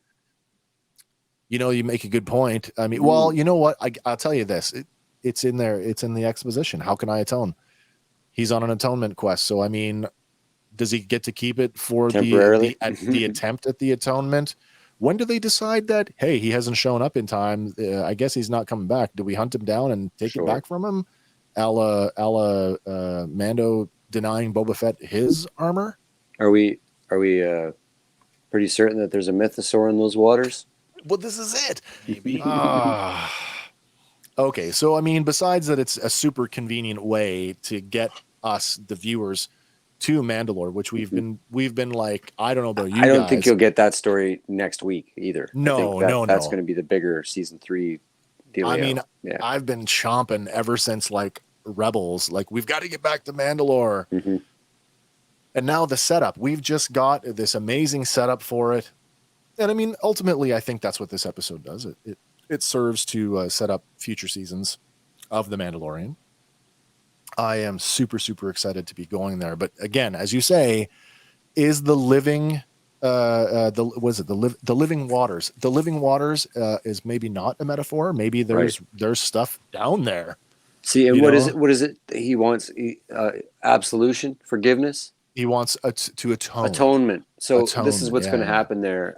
And it's just part of my theory about the bigger picture. But he's going to find atonement there, but not the kind of atonement that she was speaking. That she thinks, something else, something more personal to him. Well, you know what? We're here now, so let's keep that conversation going, because I agree with you. I think we've sort of juggled this idea of, somebody is going to ride a mythosaur. Somebody is going to take the mantle of Mandalore, and whoever that person is, whether it's Din Djarin or Boba Fett or somebody else, they are going to rewrite the creed, or they are going to recontextualize what it means to be a Mandalorian. Certainly. Unite the people, in that kind of sense. And I guess that's what my big theory is that I think that you'll see the armor rise to the idea that she thinks she's the mythosaur that she would like it to be, right. And I think that she will challenge Din Djarin for the Darksaber, and I think she will beat him in combat, not kill him, but beat him in combat. And then I think at some point let's hope that this goes on for 10 years, because I'd love to do this for 10 years. Me too. But I think then you'll see that Boba Fett will defeat the armorer in combat, winning the Darksaber, and that Boba Fett will be the Mandalore. That way we can leave him someplace super cool, and maybe just go and visit the throne room once every 2 seasons or something. We leave him in a place of of honor and mystery and wonder like Right. that character deserves. And then we move on and we tell the stories of his vassals. Well, look what we said. We were talking about it last episode, was that, Fennec Shan doing all this heavy lifting is really, who better poised to take over the empire that he's building on Tatooine. Yeah. I think he's feeling a sense of purpose, and it's the rebirth with the Tuskens is giving him this sense of purpose. But I think he's misinterpreting it, because she even says, or actually she doesn't say it. It's a meme. And it's funny because I nearly, how they get inserted into your brain, but in a meme, somebody had written, so what's next for you? And he says, well, I'm going to get my ship and I'm going to get my armor, and then I'm going to pay a couple of people to visit. And she's like, oh, you're not going to go back to Mandalore and become ruler of the exactly. And I think that's he's misunderstanding his purpose, and that he's been the mythosaur before we knew what a mythosaur was, right? Yeah, like absolutely has. That's been on his shoulders since 1980, right from the beginning. And if anybody's going to ride that sucker and wield that saber and rule Mandalore, mark my words, it's Boba Fett. Well, I like that. I'm on board with that. He likes riding beasts. I will say this, the going back to what I said before about this atonement thing, about how he's lost his little buddy, and we know there's all that character development, the lone wolf and cub analogy that we had with that character over 2 seasons, or sorry, a full season, because we only met Grogu at the end of season 1, but all of that character development that we got through season 2 would be completely undone. And I believe that it would be unjust to the character if he were to atone in the sense that the armorer has set him up for, and go, to me, it's a step backwards if he's going to go fully back into the religious, the cultism of Children of the Watch. I don't think you'll see him fall back into it as much as he'll have to really work hard to fight that brainwashing. It is a cult, and so he's got to break more chains. Yeah, I agree with you on that. But the seed is planted thanks to Bo-Katan when she said, there is another way. She did say that too. Yeah, there is another way. And I mean, she even asked him to come she asked him to come with her because that's her thing, is to go and liberate Mandalore. Yep. Well, there you go. And that's another, like, how casual Boba Fett is. Like, Mandalore is not my fight. And that's anybody who says that with that level of it 100%, it is his fight. You know what I mean? It's like he's in denial. What was his words to Fennec Shand? Can only get so far without a tribe. Right. Yep. And this is the big tribe. This is the one, right? Yeah. That's right. All right. Well, that's it for me. That's my half of the episode. So I'm going to turn it over to Andy, but the conversation will continue here in a second while we kind of, I'm just going to hand that over to you, Andy, and we'll chat amongst ourselves here for a second. I cannot wait to see how they, you can close my notes if you want. I don't need them open anymore. Fair enough. And then you just got yours there for you. I am interested to see how the as it pertains back to Boba Fett, is the who's going to show up for the war with the Pikes. Well, IBDM says one person might be showing up. We're going to talk about that a little bit later, because I think that Andy, you put a slide in for that. We do. That's the last slide we got for today. Sure, we'll save it for our after show little chitty chatty, I guess. Yep. While you keep loading that stuff up, I'm just going to step to the loo, fellas. Yep, go for it. Skip to the loo, my darling. Yep. Be right back. So I mean, we've got two episodes left, where we're basically waiting for this war with the Pikes to erupt. And they're building their side. Absolutely. So, Boba Fett has to build his side. If the Pikes are just landing troops. Now, do we think that the Pikes are going to use hired muscle as well? Or do they just have a big enough organization that they've got everything they need? I think they might turn to some hired muscle. Like, yes, they're bringing in troops by the droves. Yeah. But why not have more? What's interesting, though, from the episode is we had talked about, do we think that whatever's happening on Tatooine will be large enough to attract the attention of the nascent New Republic? I think so. And they've already got 2 dudes in orbit. Yep.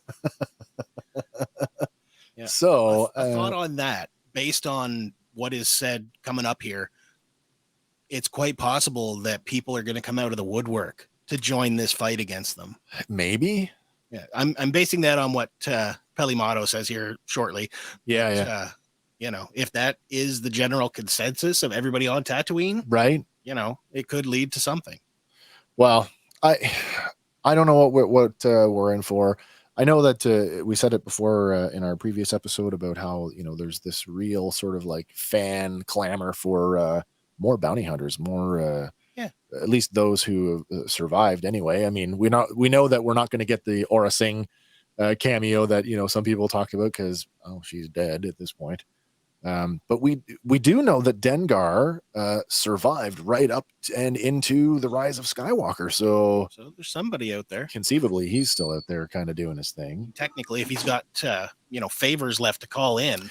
Well, Bosk was in prison with Boba. So I mean, presumably they obviously have a connection because Bosk was just one of the people that helped essentially train him in the wake of losing his father. Mm. But that was, I don't know, Hank, do you remember the other bounty hunters? It was Aura Singh, Bosk, and the other guy that hung out with young Boba. He kind of looked like a Trandoshan, but bigger. I can't recall his name. I can't remember his name either. It's the guy that was with her when she told Boss to fire up Slave One. Yeah. I can't remember his name. He looks like a Trandoshan, though. Similar to, bigger, more beefier. Right. We're just talking about, with only 2 episodes left to conclude this, or at least kick off this war with the Pikes. With the discussion was, do we think that the Pikes are going to use hired muscle as well, or are they a big enough organization that they've got everything they need? So yeah, I mean, we don't know a lot. We assume that they hired the Nikto bikers to do their little tax collecting extortion stuff. So I mean, these organizations, like think Marvel comic villains, they always have the thug level goons group. Right. All right, Andy, you ready to go? I'm ready. All right, let's keep it rolling then. Yeah. Drop it. So as Din Djarin makes his way through the tunnels and pathways of Ringworld, we see a Starliner come in and dock as day shifts to night again. Yeah. And this particular Starliner is the same model that we saw the Pikes disembarking from back in Chapter 3. Yeah, sure looks like it. And it bears similar markings to ships from the Separatist fleet, but it could also be a nod to the ship from Star Tours, the Star Speeder 300, which was also decaled in blue. The blue stripes, yeah. I thought the blue stripe, and you'd pointed it out, and you can see it there, that the blue striping was there in the last episode too. Yeah, you can just see the hints of it. Never even dawned on me that it was there, but I don't know. Later on, I'm sure you probably got a shot of it, but it was so evocative when he's zipping over the top of it that it was like, oh, it's like Anakin when he's buzzing around the Lucre Hulk, the Trade Federation battleship, and I thought, oh wow, they've added separatist markings here for that callback. Yeah. But I mean, like you said, didn't you come up with the notion that it's like an airline or something? It is actually. It is a commercial starline, as it will be shown here. Okay. But as Mando approaches the spaceport, we hear an announcement that Flight 1020 nonstop to Tatooine is boarding at Gate 1. And upon approaching the gate, he sets off an alarm. Can't imagine why. Yeah. And he's quickly called over by a service droid, and he's told that he must remove all weapons before boarding. Yeah. And this model of droid, this is nothing new. We've seen him a variety of times. It's an RX model. Yep. And this one made its debut back in 1987 as the pilot of the Disney Star Tours attraction. Yes. Originally voiced by Pee Wee Herman. Yes, I just saw that the other day, that it was Paul Rubens. You had mentioned about that on Disney Plus, that series Behind the Attraction. Yeah. And they've got a whole episode dedicated to the Star Wars and Star Tours and Galaxy's Edge. Yeah. But that Nikto in the scene, is he like airport security? Like, I almost got the feeling like, is that guy going to try to pickpocket Mando? I don't know. Like the way that he was looking him up and down and how close he got to him? Well, maybe it's just because he's never seen a Mandalorian up close. Maybe. But maybe. You know, the droid's been modified a bunch of times over the years for different tasks, from everything from pilot to security to DJ. DJ at the Galaxy Sanctuary. Yeah, the droid sanctuary. Back to the moment here, the RS droid or RX droid tells him that he can't board this commercial flight with his weapons. And knowing that this is a Starliner and it's part of a commercial fleet. So at this point, you know, it's completely plausible to think that this could be the Star Wars equivalent of, you know, Air Canada or United Airlines. Yeah. But Mando, he defiantly replies, no, these are part of my religion. Yeah. And the droid tells him, well, I can ask my supervisor and I'll gladly book you on a flight for tomorrow. But rather than wait, you know, he just takes his ticket and starts to disarm. I was waiting for the droid to tell him to take his shoes off. He wouldn't pass the metal detector. No. But he begins dropping his weapons in this case, and blaster, whistling birds, grapple line, assorted explosives, a vibroblade, and eventually the dark saber. But he puts that one down kind of hesitantly. Yeah. Did anybody else have the sinking feeling like, oh my God, this crate's going to be gone at the other end? Yeah, I thought they crossed my mind for a minute. Enough time on this to make that a possibility. It was just for comedy. I love the comedy aspect of it, but I was like, oh my God, especially after thinking that Nikto is really eyeing him up. Like, is he going to like hijack the flight or steal the crate? Tough call. But the other vibe I was getting here is like more of a Police Academy vibe. Oh, there's that too. Yeah. Where, you know, Tackleberry's just unloading gun after gun after gun. Tackleberry. Like Din Djarin here, he's pulling them from everywhere, boots and bandoliers, and oh my gosh, yeah. You know, he gets his stuff unloaded and removes his luggage ticket, and he boards the ship. Yeah. And Hank, you pointed this one out. We see a familiar style choice from one of the boarding passengers. Oh yeah, and he's sporting some maybe Empire surplus gear. There's another one the too. Range Trooper. One of the guns that he puts in the case is the holdout pistol from the biker scout. Okay. The little snub nose. Yeah. Nice. You got to wonder. I mean, is that just like, is that surplus, that jacket? Is he a former trooper? Is he a former? Well, that's trooper? what I was speculating. He's either a fashion rebel or former Empire, maybe. Again, though, say, you know, in a similar line of questioning as what is it with amphibians and water-based creatures living on Tatooine? Why does a guy need to wear a parka going to the desert? I have a theory. I actually have another theory. Okay, It's got tell me. a lot of theories tonight. Nice. How about this? We see Luke the first time we see anybody on Tatooine. He's wearing a long sleeve shirt. He's covered basically head to toe, and even in the uncut in the deleted scenes, he's wearing a great big hat, floppy the bucket hat from the sun. Yeah. And then all the people, we don't see anybody running around in Speedos. We don't see everybody's. I mean, sure, on Earth, most people are covered head to toe in the desert because you're going to burn to death. But what you see is a lot of people wearing heavy, dense layers of heavy fabric, like a lot of heavy layered fabric. And my theory is, although it's a desert world, Tatooine's actually cold. It would. So I'll say this: when I was overseas in Afghanistan, now we showed up in August, and the daytime highs. Now keep in mind this is in Celsius. The daytime highs in August were like in the 40s. Right. But come September, October, when the daytime highs are 20, 23, 25 degrees, but the nighttime lows are 5. That's a 20-degree drop. And so you do feel cold at night, even though like I say, the daytime highs are comfortable, like t-shirt weather. So since we know that it wasn't the suns that made Tatooine a desert world, we know that it used to be, there wasn't any right? My proposal is that those suns are far enough away for this actually to be a cold world, although it's a desert. Oh, interesting. Yeah. Well, I mean, the tundra is considered a desert too, right? So right. Yeah. So on the ship, we're en route to Tatooine. Yeah. And a Rodian child, played by Arden Voiles, stares over the seat and waves at Mando. And, typical kid waving over the seat. Evocative, though. Yeah. But Mando, he doesn't wave back. And instead, he pulls out the bundle that he got from the armorer. And, his thoughts are squarely on Grogu.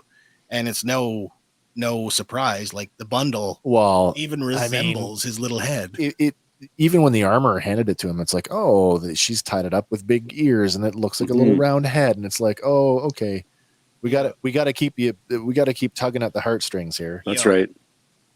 That's right. So, which, by the way, was very successful. Totally was. Now Star Wars is real for you? Yeah. I've been in this fight since I was 6. Wicked. But upon arrival on Tatooine, Mando disembarks and finds yet another RX model droid with the luggage cart, and he gets his stuff back pretty quick.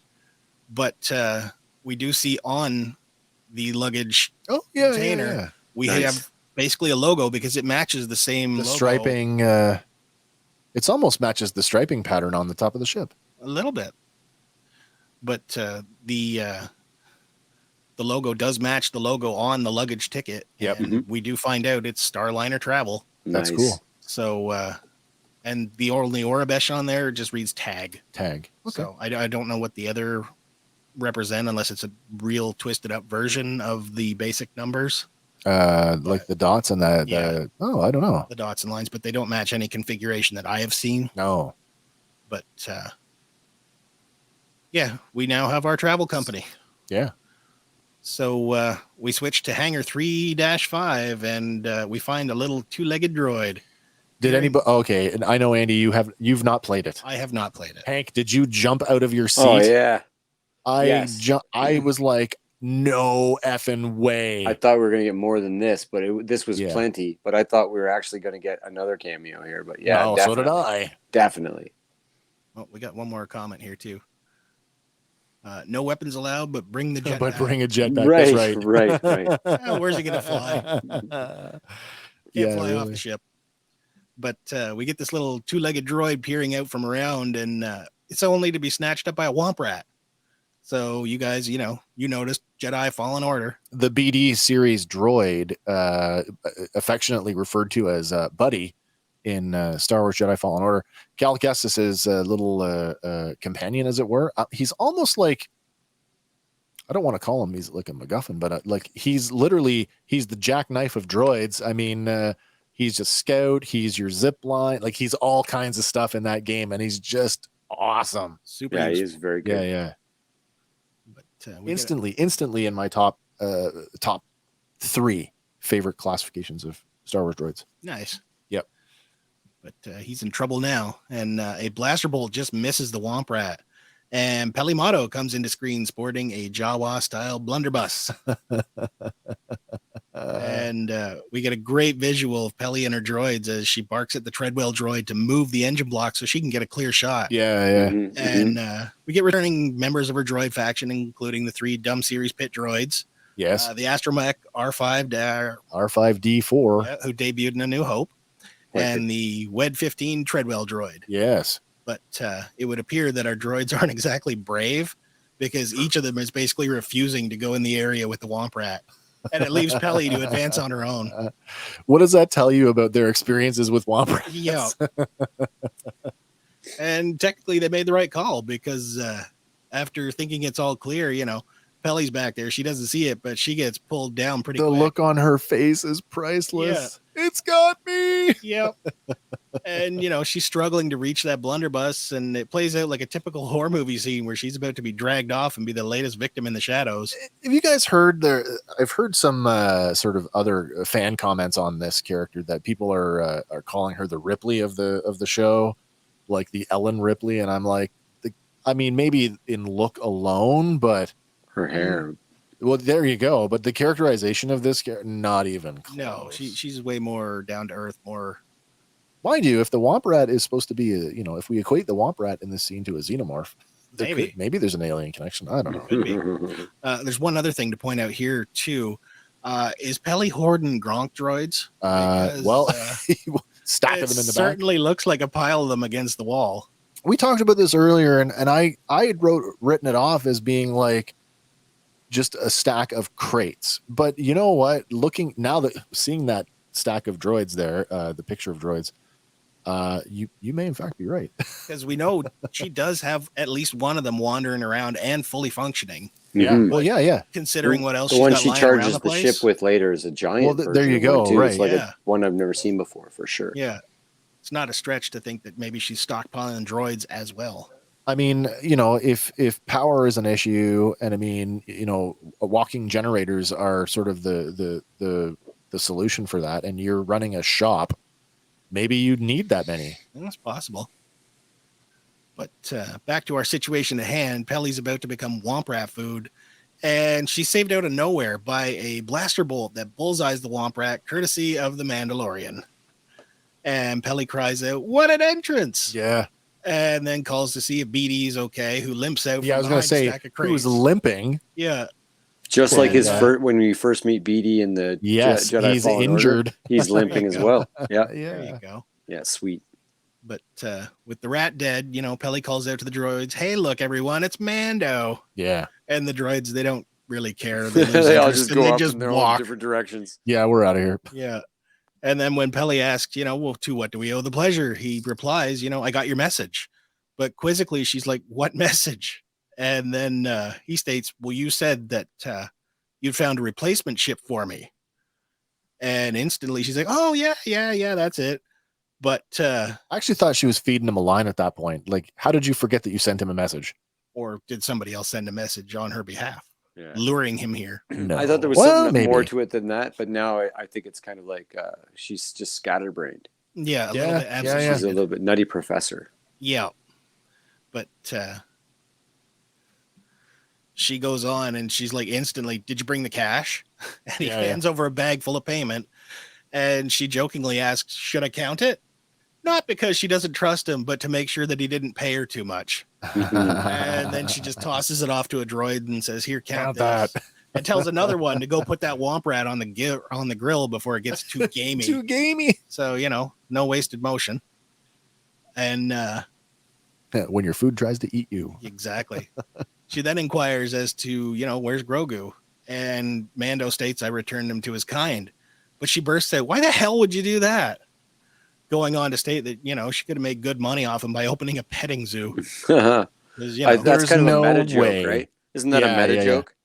I would say so. Yeah. I mean, the amount of, I mean, she basically mothered him. Yeah. In the gunfighter when she was babysitting him. Just like the way he became the entire real world's baby for like a year and a half. Like suddenly plush toys everywhere you look. That's right. Yeah. It was like the 70s with Star Wars again. And so I think maybe that's a meta joke with like referencing that. Like it's the cutest thing you guys have ever done. Why would you do Grogu that? Grogu became the Cabbage Patch Kids of 2021. Right. Right. Babu Frick who? Hey! I love Babu Frick. Oh, me too. But as they move across the bay, Mando inquires as to the whereabouts of the ship, and Pelly leads him into a shadowy storage area, and she pulls off a dusty tarp to the replacement ship. And unimpressed, Mando asks, "Where's the Razor Crest?" But she retorts, "I never said I had a Razor Crest, just a replacement for one." And she goes on to tell him that she got a N1 starfighter, you know, commissioned by the Queen of Naboo for the Royal Guard. Yeah. And Mando insists, you know, it's a pile of junk. And she's like, "You want your money back?" And he's like, "Yes." Yeah, it doesn't skip a beat. Yes. Yeah. And she's like, "No problem," and tells the droid to go get his money. But while they're waiting, she goes into full cell mode. And, you know, it doesn't look like much, but she insists that she's got all the parts. And it's only because he got there way too soon that it's not put back together. Yeah. Sure, it is. So that leak was true. Do we remember where we got that leak? Yeah. So I don't remember the source. I did hear about it on shout out to Star Wars Meg. I think she got it from Bestman Bulletin, actually. Maybe. Yeah, that's where I think she got it from.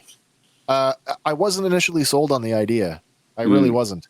And then I thought about you as soon as she pulled the tarp off. I went, And then what we got, I'm going to be completely honest, it really won me over by the end of the episode. Right, and it begs the question: how many severed heads can you fit in an N1 starfighter? Well, there you go. But I mean, I didn't even think about that so much. She says, what happened to the droid socket? I hogged it out. Yeah. I mean, let's be real. I mean, she's making it from the first clip that we put up on YouTube. Yeah. Of the not the. Did we not even talk about that? No. Turning the droid socket into a back on the head. You're like, yeah, I'll be okay with it if it turns out to be a rear seat for Grogu. Yeah. Yeah. Like you literally, before we even saw this thing, you're like, I hope they hollow out the droid thing and make it a rear seat for Grogu. And I was when I heard you say that after having watched the episode, I was like, all right, you just smashed that one right out of the park. Yeah. Hey, when we get them, we really get them. Yeah. But it doesn't help her cause when she's showing it off and she finds a nest of scurriers in the ship. Oh yeah. And she just continues on with the cell asking, do you know how hard it is to get original parts from way back in the Galactic Republic? And she continues telling him, it's going to make some modifications and it's going to be faster than a fathier. Nice. And we met them on... it's a second fathier reference. That's Canto Bight, The Last Jedi. Yeah. In the Casino City. We could just call them Star Wars horses, I guess. Yeah. Which are less horsey than the actual horses they used. There's a lot of people complain about The Last Jedi. I'm not one of those guys, but I thought it was a dropped opportunity to not have Tauntaun races. Oh my gosh, yes. That would have been cool. Yeah. Yeah, but this goes back to like these things, they were first mentioned in the Chuck Wendig novel Aftermath, it's true. right? Yeah. It's true. So they got the roots. I do like the thing, and it doesn't need a hyperspace ring. Yeah. I did like that. Yeah. Mm-hmm. And she lays it on about the extra benefits too. Like it's pre-Empire, so it's off the grid. And like you say, no docking ring. And we've seen these rings before back in first appearing back in episode 2. That's right. Yeah. But she pleads with Mando, give me a chance to put it together before you decide. And without him even answering, she's like, yep. Okay. Starts working. And then she's like, it'll go a lot faster if you help. Just like Quill says to him in season 1. Do you notice the disparity in the size of the wrench that she hands him versus the one that she's twisting? Yeah. There's a few scenes here where she's nowhere to be seen. Yeah, he's just montage, doing it all he's just doing it, and she's nowhere to be seen. But you know what, though? That makes sense because ships in Star Wars, they really have become characters in their own right. And what better way to establish the longevity or the importance of the ship than to have him put his heart and soul into it? The guy who's like, basically, you told me you had a Razor Crest. No, I told you I had a replacement for it. He makes this big personal investment into putting in the work, and now it's like, oh, okay. And it makes it, I think, easier for us as the viewing audience to accept it because he's so warmed up to it. Yeah. But we get a great montage going on here, and we catch up with them later, and we see parts everywhere. And Mando's under the ship trying to get it together, and BD won't focus his light quite right, but Peli returns with a Turbonic Venturi power assimilator. Yeah, wicked. She shows up with a 454 4-barrel carb, basically. And when Mando questions, where did it come from, she tells him it's brand new, or at least Jawa knew. And at this point, Mando, he questions how they had something from a galactic era starfighter, but Peli says Tatooine is a garden of many bounties. Nubian, we got lots of that. So, she just gives them a list of parts, and they go and find what they can, and she doesn't ask, they don't tell. And in exchange, she lets them pick through the dumpster. Oh. So Mando, he's like, would they meet me? And she says, sure, they might still be here. And she hollers at R5, and they're still out back. And as they wait, Peli casually tells Mando that she dated a Jawa for a while, and they're quite furry. I dated a Jawa for a while. They're quite furry. There you go. Very furry. A lot of issues. Oh, here they are.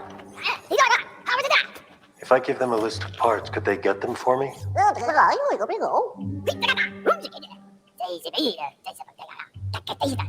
They said make a wish list and they'll see what's available.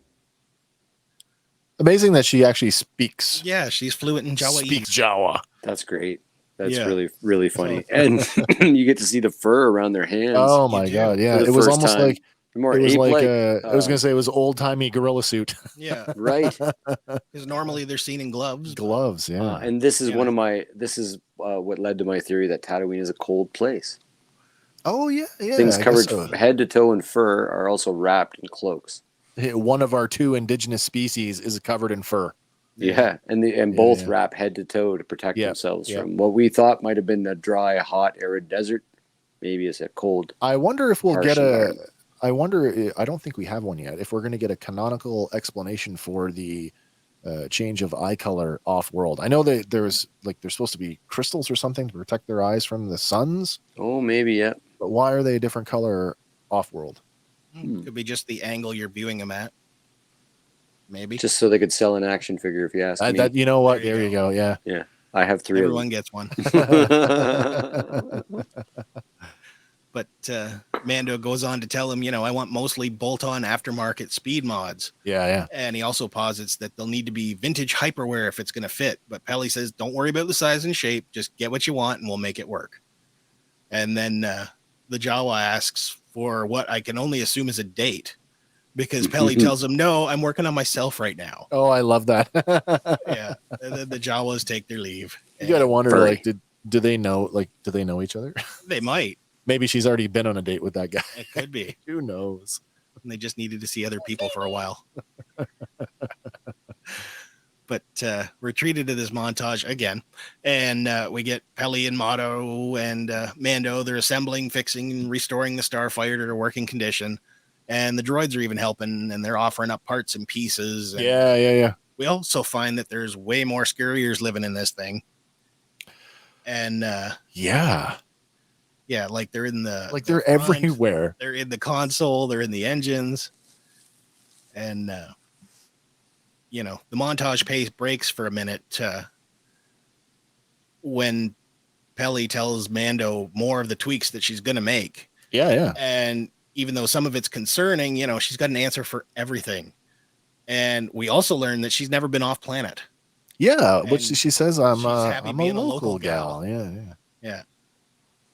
And at this point, though, we do get a clear sign of the ship's possible serial number alongside the cockpit there. Yeah, that was a big stumper this week, eh? A little bit.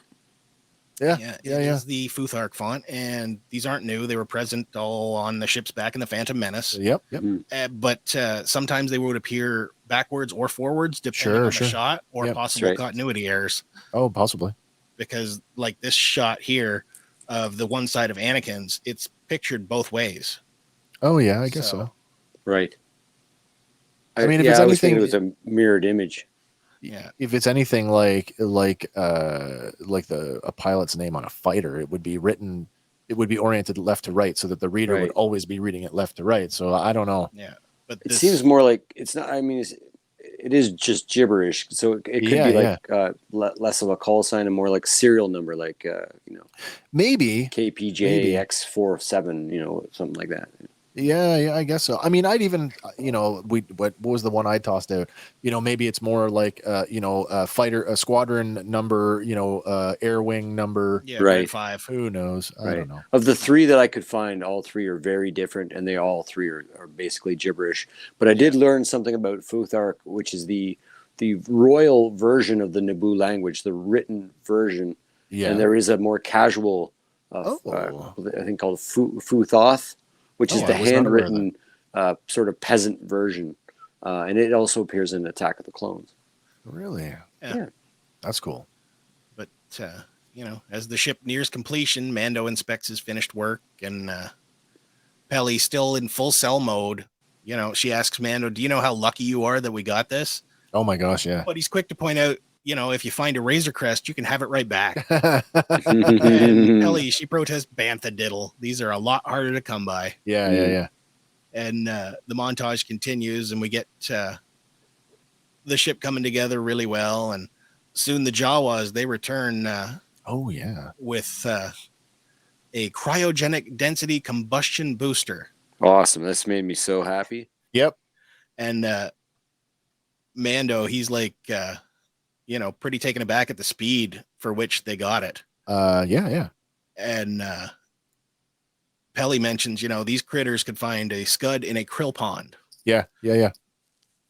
And this could be just another one of her colorful phrases, like, a skank in the scud pie. Oh, yeah. Yep. But the only scud I could come up with was one of Jabba's henchmen who first appeared in the Marvel Star Wars comic in issue 28. Oh, awesome. Interesting. But he was also killed in the same issue in a blaster fight with Han Solo and Chewie. So, but there you go. That tells you that the skank and the scud fight is the loser. Yeah, maybe.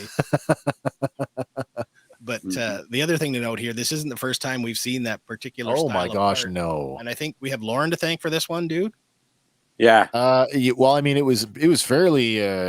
I saw it. And I'm like, is that the thing that the brace? Yeah, back in New Hope, where Han, Luke, and Leia used the larger version to stop the walls from closing in during the trash compactor scene. Fantastic. And I had said earlier in the week when you'd sent that over, Hank, and I'm like, yeah, I guess that they're recontextualizing that to be a starship part, right? But what's cool though is that because Pelly, she said about the about making his list, she said something to the effect of, "Don't worry about the size or the spec. Just make out a list of what you want, and we'll make it fit." Yeah, right. I thought that was super cool. Yeah, but back to the here and now, Mando questions how they managed to find this part, and Pelly asked, "You really want to know?" And he says, "Yeah, sure." And again, she's speaking the Jawaese and finds out that the Jawas liberated it from a Pike spice runner while they were refueling. Wicked. And we also find out that the Pike's reach is starting to affect the whole system. Oh, yes. Pelly stating that since they started moving spice here, everything's gone to hell. Mm-hmm. So that line there kind of makes me think maybe if Boba is rising up against the Pikes, a lot of people will join in on principle. I mean, if the Pikes are taking more of an active role in the running or the administering of the planet, and they're not just content to run spice out in the desert, yeah. Well, and stuff like this could technically upset them, right? If the locals start scamming parts off their ships. Yeah. But well, we know the Jawas are a lot more. What was it now? They're a lot more. We knew them to be mischievous, but now we know that they're a lot more. What's the word I used before? Crafty. I wouldn't be surprised that if the Jawas don't get involved, because something that affects the entire planet affects everybody. Yeah. And they were really. They had no trouble stripping down the razor crest. Butt stroking Boba. That too. No, it's true. Just to get his armor. Yeah. What's a little liberating of parts? That's right. But the next morning, we get our first on-screen appearance of the Sandbat, native to Tatooine. That's our second appearance. Is it our second? I am. So the episode with the where it flies in and it was at night, and I'm like, I'm sure it's a Sandbat, but when you throw that up against, and I wish I still had the image from our other episode. Throw that up against the version of that from the Old Republic game, and the head with the little dragon like crests on the back of it. I am 99% certain that's a Sandbat. Looks like Lockheed from X-Men. Yes, a little bit. Yeah. I do find it funny though that they crow at sunrise just like roosters. Yeah, it's wicked. Yeah. But well, that's just it though. Like the screech from that thing at night, I'm like, it's a bird, but then it's got leathery wings. Yeah. Oh. Yeah, Wikipedia lists this as the first on-screen, but it could just be like the first clear on-screen, I guess. Wow. Right. I mean, let's be realistic now. We can edit Wikipedia. We can edit Wikipedia. So there is that. And again, you know what? I am going to toot our own horn because there is not a show out there that I'm aware of that goes this deep for this long into each episode. And so you know what? Maybe we're not first, but we are the most thorough. There you go. Comprehensive as hell. Yeah. Oh. But where are we here? Back at Pelimato's place, the three pit droids, they roll out the now complete modified N1 Starfighter. And Mando asks about the droid socket, and she says, sure, I hogged it out because of your disposition. Yes. And R5 curses him in droid, and Pelly, she's like, don't talk like that to the customer. So just stick on that image for a second there, because in that image, we get a really clear view of the cockpit and the hogged out droid socket, but she's installed a complete third engine underneath that. So that really gives us a very, very clear indication of exactly how big that back seat is. And there's no way that a 2 meter tall humanoid is fitting in that. No, it's for one person only. Yeah, or heads. Yeah. Or I can bring you in colds. Yeah. But this one, Facebook user Jessica pointed out in the Star Wars fan base group. Oh, yeah. That the inspection sequence here is really reminiscent of the scene from The Aviator with Leonardo DiCaprio. Oh, very nice. And very nice. Yeah, good on there. Nice grab. But Mando, he questions if she's ready, and Pelly's like, start her up. So he jumps in the cockpit and hits the ignition, but it sputters out. And we hear something akin to the hyperdrive failing noise. Yeah. The pew, pew, pew, we've heard from the Falcon, but I should have had that as a soundbite. I missed that one for you. But, Pelly says, try it again and give it some more juice, which he does, and she roars to life. We've got this great sort of combination of sounds that are evocative of like when they start up at the pod race. Yeah. Get that like heavy, large block V8 engine start up with no exhaust, kind of that roaring rumble. It was very, very visceral. And even the control panel here is like almost a throwback to the pod racer.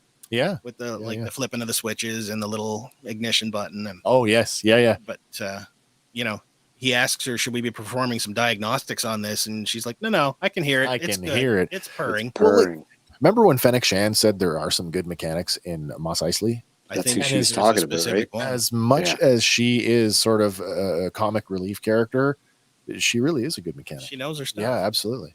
Yeah. Yeah. And might be a little why they got rid of Quill, because they're essentially the same character, different angle for the same. You don't need two mechanics. No, and he had that that wizened sort of father figure thing on top of it. So this is perfect. She's a great character. I love the more, I guess, even if she was an alien, the more human characters, the more personable everyday characters. That knocks me off my socks in this. Yeah, me too. Yeah. So she looks up all excited at oh, look, it's flying. So I don't know if she's I don't think she's impressed that it actually worked. It's just there's a certain there's some cockiness there, like I knew it was going to work. Yeah, I knew the whole time. But then behind the scenes there's that dodged a bullet there. But Mando, he sets out over the city, and you can hear the engine roaring, and folks are taking notice. Yeah, when he's like, okay, I'll open it up. Yeah, and he says, it's a bit shaky, but she tells him, you're used to flying a gunship. This is a starfighter, and it should be flown like one. Yeah. So he really opens up and heads out of the city. And Din cries out, "Dank Ferric, she's fast." Mm-hmm. And when Pelly asks, is it smooth? He replies, as a gonk scomp jack. Wicked. So a gonk scomp jack. Now that's a new term. It's a combination of things, because in Legends we would have referred to that as a scomp link. But I suppose the jack would be the port that the link goes into. Yeah. There we go. Okay, so wicked. Right. I love that. So looking to test its maneuverability, Pelly says, aim between the two suns and it'll take you towards Beggar's Canyon. And we've heard of Beggar's Canyon before. Luke used to bullseye womp rats there prior to A New Hope. This particular sequence, big time nostalgia beats back to the pod race, which I absolutely love, by the way. Yeah. There's a crazy detail. They go by the ramp here. Yes. I don't know if you guys notice it. I tried to pause it so many times. The entrance to the ramp is still broken from where Anakin they still breaks have the barrier is broken there. The barrier is broken from where Anakin went through it 35 years before this. Go back and rewatch the pod race, and it's like, are people now, because that looks like a settlement. Like people are living in the canyon now. That, or people have set up booths to watch the races. Oh, that's entirely possible too. Yeah. It's my box, my private box. Right. But Wes, you and I were talking about the distance between Mos Espa and Mos Eisley. And how how would the pod race actually run like that? And I got looking into it, And to put the distance in perspective, the pod racers were traveling at speeds of around 947 kilometers per hour or 588 miles per hour. Oh, okay. Right. And the total distance between Mos Espa and Mos Eisley is only 136.1 kilometers or 84.6 miles. So we can safely assume that Mando is traveling at least that fast, if not faster. I think we're quoting faster. Yeah. I know it's very minor, but I think we're actually quoting a different number than what we quoted before. Did we? I think the Bantha ride, I said it was like 146 or something. Anyway, but it's very close. Yeah, I was looking up the Bonte Classic. So. Oh, well, there you go. Oh, yeah, that makes sense. Yeah. I know the reference I used. I found a map, but it was so blurry. I sent it to you guys. It was so blurry. The racetrack map, terrible. I couldn't find a good one either. I know. But they were saying that they measured out the distance and determined how long it would take to do so many laps in 8 minutes. Yeah, sure. And I think it was 15 laps or either 15 laps in 8 minutes or 8 laps in 15 minutes. Well, I mean, he's literally moving. I mean, this is not speeder speed. And I mean, pod racers are not speeder speed either. So to me, he's moving as fast as a pod racer. At least. Yeah. Yeah. Because he's not even at full speed yet. Or pod racers move as fast as a starfighter. No, in my head, there's no way that's the case. Like off the line, this starfighter just any starfighter creams a pod. Oh, of course. A pod is a drag racer on the ground kind of action, and this is even the top speedsters on the ground now. Just when you put them up against a F-22 Raptor, it's ridiculous, right? Yeah. But he remarks that the handling is tight, and she tracks like a rail speeder. Yeah. And the first time we saw a rail speeder on screen was back in the Clone Wars season 6, episode 9. Oh, really? So there is an on-screen version of those. I didn't get a photo though, because the one provided is really dark. Oh, was it? Okay. It's very dark. But as Mando rounds bend, we do see that there are settlements or, VIP boxes now in that canyon. And as he continues around, we get a womp rat sunning himself, and he's startled awake by the passing craft. Look at the mange on that thing. Yeah, it's great. That thing does not look like it's in good health. No, I'm pretty sure the descriptive audio calls it flea bitten. Oh yeah, okay, there you go. But he's looking to push the limits, and he pulls back on the yoke and flies the craft skyward. And leaving the atmosphere, he's out pretty quick, and he cruises by a departing Starliner vessel. Yeah. And aboard, we find the same Rodian kid from earlier taking notice and looking out the window. Does that mean that the nonstop to Tatooine, that Tatooine was the fuel stop for somewhere else for the future leg of that trip? I don't think so. I think he was here for quite a few days. It's pretty popular. Oh, that's possible too. You don't build a ship yeah. overnight. Something I'd like to see them adopt is the when they do the Rodian characters that from Rebels and Clone Wars, they have that Starfield look to their eyes. Yes, I do. I like that as well. Yeah, I'd like to see that in live action. We get a little bit. He's got some glinting going on there, but this time Mando, he does give him a nod before speeding off. Yeah, like there's this recognition of a little Top Gun, homage there. Very much so, yeah. But he buzzes the Starliner, aiming back towards Tatooine, and he barrel rolls a few times, only to have caught the attention of 2 passing X-wings. And oops. Yeah. I think I missed one. Did you miss one? I think that's fine. We can talk about it. That's fine. An alert goes off in the cockpit, and we get another Dank Ferric. Yeah. Because this one is the equivalent, basically, of a traffic stop, as one of the X-wings asks Mando to run his beacon, but he plays it off and says, "Was I doing something wrong, officer?" Never had that one before. Wicked. Gonna have to send us a ping. Yeah, but it turns out he was. You're not allowed to fly that close to a commercial ship, and he's operating also without a beacon. So again, we get confirmation. Yes, Starliner Tours is commercial property, commercial traffic. Yeah. But not unlike his previous traffic stop. Yeah. But, he apologizes and transmits his signal, and the X-wing pilot's quick to point out, your engine model doesn't match the power drive. But he tells him, "What are you talking about? We just built it, and I haven't been able to update the registration yet." And next, they want to see Mando's title tabs, which I guess maybe your license. But he tells him, I guess so, yeah. Ownership, title. Ownership, for sure. Ownership. Yeah. But he tells him, the transmitter's not hooked up yet, but I'll head right back to Mos Eisley and get it done. I'll sort that out right away. We don't get his name here, but it is listed in the credits. Lieutenant Reed, played by Max Lloyd Jones. He doesn't buy it, and he wants to remote access Mando's ship. And do we know? You know who that is, right? Lieutenant Reed? Yeah, I do not. He's the body double for Luke Skywalker. No kidding. Yeah, Well, there we go. He's our body double from the end of season 2. That's the guy they thought they're going to put Plo Koon's head on. Yes, that's Plo Koon. There you go. But before that, the second pilot chimes in and says, I think we can let him off with a warning. And it turns out the second pilot is, Captain Carson Teva. Woo! Played by returning actor Paul Sun-Hang Lee. Welcome back. And, he asks Mando, did you fly a Razor Crest or used to? That's great. And he's like, I recognize your voice. Yeah. Yeah. He's like, you must have the wrong guy. And Captain Teva, he's like, there was a Razor Crest that showed up in the logs on Navarro in an incident with the Imperial Remnant, and we're just trying to connect some dots. Just trying to connect some dots here. Care to answer some questions? Yeah.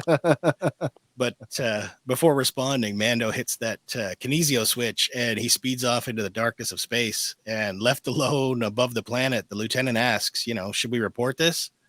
And Captain Teva, he's like, do you want to go back to the base and fill out paperwork all day? All day. I didn't even see him fire up the hyperdrive. Those were sublight engines. Yeah, he did. We can't F with that guy. We're leaving. That's a great scene.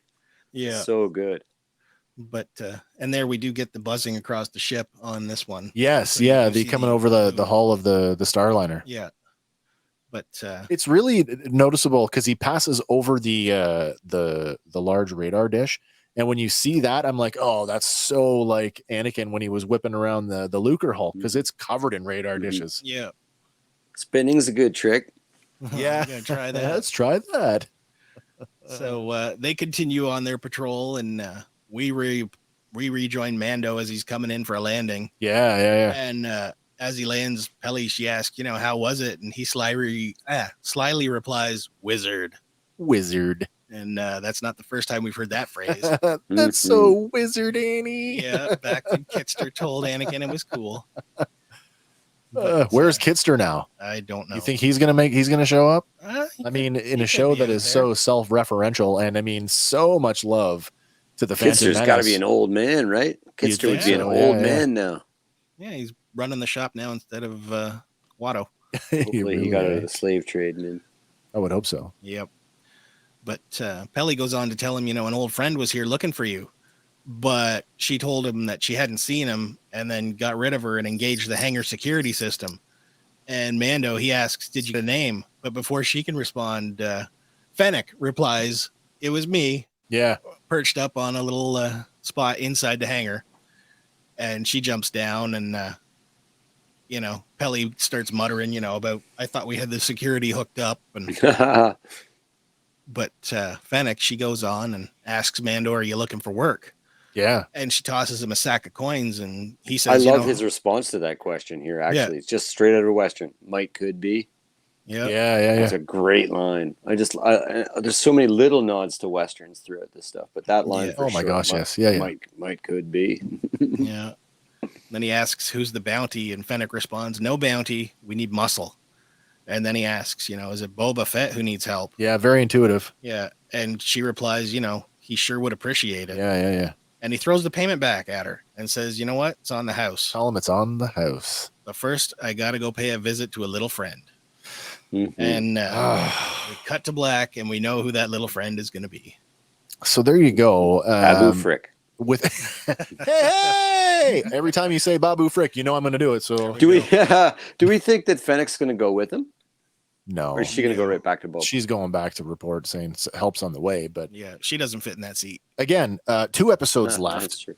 2 episodes left. We've just locked up the Mandalorian himself, Din Djarin, as an ally to the coming war with the Pikes. Yep. Mm-hmm. Depending on what he finds when he finds his little buddy. I don't think we're going to see the conclusion of this war.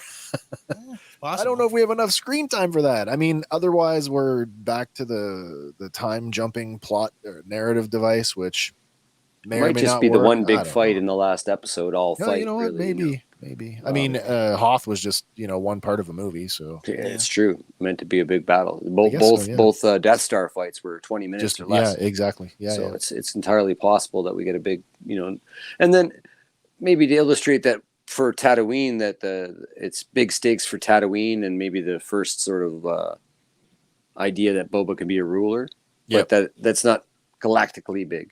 So we might have some people in the desert whacking each other with sticks, and it'll be dramatic and fun. But it's probably not like I could see where we're going to get a big space battle eventually in something here. Like we're going to Mandalore, and we're going to war for the fate of Mandalore. Long term, I can see something really big coming down the pipe. Yeah, I agree. But for now, last week we talked about the trope, the Star Wars trope of 3 environments. And I said, are we ever going to get off Tatooine? And this week we did. Yep. But it brought us right back to it. I know, and then we came right back. So only a slight departure. Two episodes left. There's still a lot of storytelling to get done. I don't know. What do you guys think? Are we going to spend a lot of time? Are we going to get... I mean, Mando's coming back for the war. So do you think that the next episode or in the final episode, we're going to get the check-in, like, hey, how are you doing? Are we going to get that? Or is that going to be an off-camera thing? I think it'll be off-camera. You do, eh? Yeah.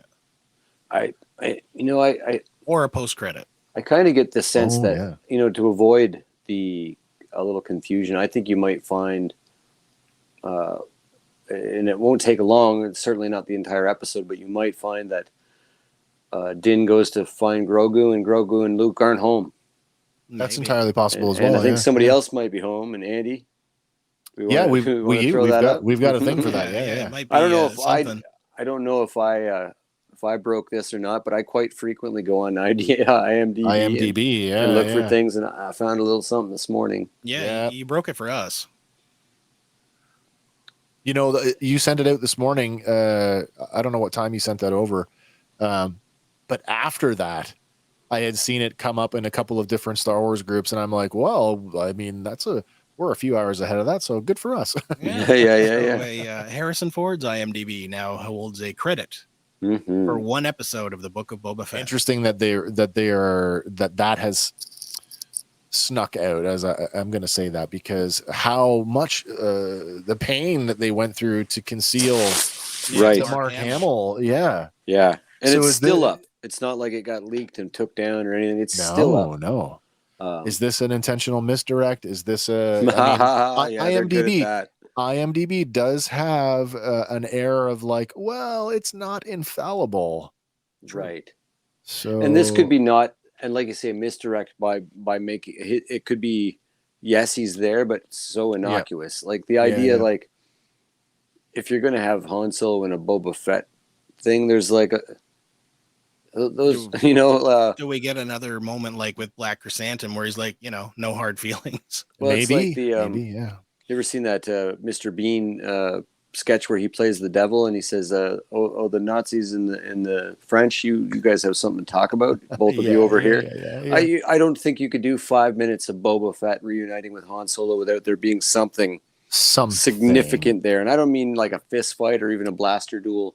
I mean some sort of recognition, like a conversation that you've always dreamt of, like and so I think if he does show and it was just a job, not mate. Misdirect, I think it might be he's the guy that's there when Din goes to find absolutely Grogu and Luke aren't there. Instead, Han Solo and maybe a young Ben Solo. I mean, I was trying to sort of figure out, like, at what point did the relationship fall apart, and when did Han Solo duck out and go back to smuggling? Yeah, I got another one too. I got a fresh one for you too. Yeah, Anthony Daniels. Yes, has leaked photos of Anthony Daniels in a mocap suit, and he's gone on Instagram and said, "Yes, that's me. I'm in a mocap suit, and I am returning to the role of C-3PO." Oh, very good. And so, these characters are just hanging around in the background. I immediately went on every other legacy character and even some of the modern characters IMDb to see if any other, like especially Jonas Sunotomo. And I didn't find anybody else. I thought like Alden Ehrenreich. I went and checked that out to see if Maybe they're going to throw sure. Han Solo's face on his body, or Yeah, I went a little bit IMDb nuts this morning. I mean, we've talked about the obvious one. Could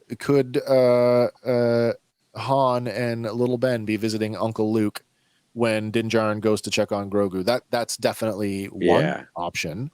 At the same time, I have another one. Okay, do it. What if, and this is just a nice way, to nod to the character without having to make him integral to the story. What if Han Solo drops off a bunch of hired muscle in the Millennium Falcon? Nod to the camera. I brought everybody in on the Falcon, and then leaves. Maybe that would drive people more nuts than Vespas, because it's because you didn't use him. Well, yeah, and because not even use him. You landed in an airfield right beside Boba Fett, and you didn't have Han Solo and Boba Fett even have a conversation. Now I could see that would be grounds for almost war. So if they do use him, and I think it'll be as a periphery thing. I don't know if you'll get him. Maybe you'll get some serious. He's in half the episode of. I mean, we saw Luke do some crazy stuff. Maybe Han Solo is going to fly the Millennium Falcon, having this conversation side by side with the Slave One, like that could be. Could it be brother-in-laws having a conversation? Brother-in-laws having a brother-in-law moment, maybe. But you can't have this conversation without talking about Harrison Ford, the actor, right? And Harrison Ford's position on the Han Solo character, right?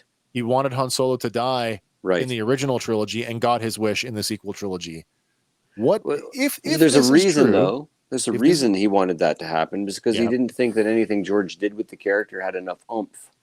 Yeah, that's fair. Like he wanted the character to have some more gravitas, and thought that he should die heroically, sacrificing himself to save other characters. And that's, whether it was thin or not, that's what J.J. Abrams gave him, and therefore that was agreed, basically, like, because he did a lot of interviews agreeing to the reason that he was going to return to the character was that. Of course, we've seen him say he's never going to do Star Wars again, and there he popped up in never say never. But it's arguable that he didn't save his son. I mean, you can't convince me that the ghost of Han Solo showed up and convinced his son to change. That's his mother's influence through the Force manifesting that image for him, if you ask me. But that's Ben Solo's conscience right there. Sure. What Han Solo is there. And there's a lot of nuance to that scene in Force Awakens too. A lot of people are convinced that Han Solo, what he does there, that he sacrifices himself, that he actually knows that he takes that lightsaber down the road and he plunges it into his own chest. Yes, I've heard that as well. Right. Yeah, I have heard that as well. Yeah, the whole, what would you do, and the answer being anything. And coupled with the fact that they've delayed the Indy movie because they want to perfect the de-aging. The de-aging tech. Apparently a certain percentage of the script is set with a younger Indy. We can talk about that for a second too, because remember after the Mandalorian sequence, and then the deepfake guy, right? The deepfake guy, everybody was like, "Oh my god." Yeah. And then they went and hired him. Yes. So, I mean, if they're going to de-age Han Solo, they've got that technology plus that guy in their back pocket. So I'm quite intrigued to see how this turns out. Yeah, I'm excited. Yeah. But that's our episode. That's it. I don't know about you guys, but it was jam-packed. This is not only is it the longest episode of Book of Boba Fett, it's the longest episode of our little review series here that we like to call the Book of Boba Fandom. But man, I think that might have been my favorite episode of all 3 seasons of this Star Wars resurgence. I mean, like the parts of that Luke Skywalker, parts of that Luke Skywalker thing got me off. But I mean, certainly the big payoff at the end, and the Ahsoka episode was stunning. But I was quickly reminded of because it's been a bit since we've been with this character, and so we're sitting with a lot of memories. And I frequent all these shows, and I rewatch pieces of them all the time. Me too. But I really like this character, Din Djarin. I mean, a lot. Do as well. I mean, like top 5. Yeah, I'm probably in a similar range as that. Yeah. And growing a lot about the things that he went through and did in that episode. Oh, sure. Probably lifted him out of the top 5 and into the top 3. Yeah. Well, we've got 2 more to get to, and that's going to be in the month of February, because this is our last episode for January. Going to be a change of format on the next one because I won't be here, but hopefully the show will surge on as it should. I don't necessarily have to be here to make sure that happens. So, but we will take care of that on the back end so that you guys, all you got to do is show up and enjoy our little show here. Again, it's Fandom Power presents the Book of Boba Fandom. And until our next episode, guys, for Fandom Power, my name is Wes. I'm Andy. I'm Hank. And we'll see everybody on the next one. Bye This for now, is everybody. the way. This is the way. This is the way.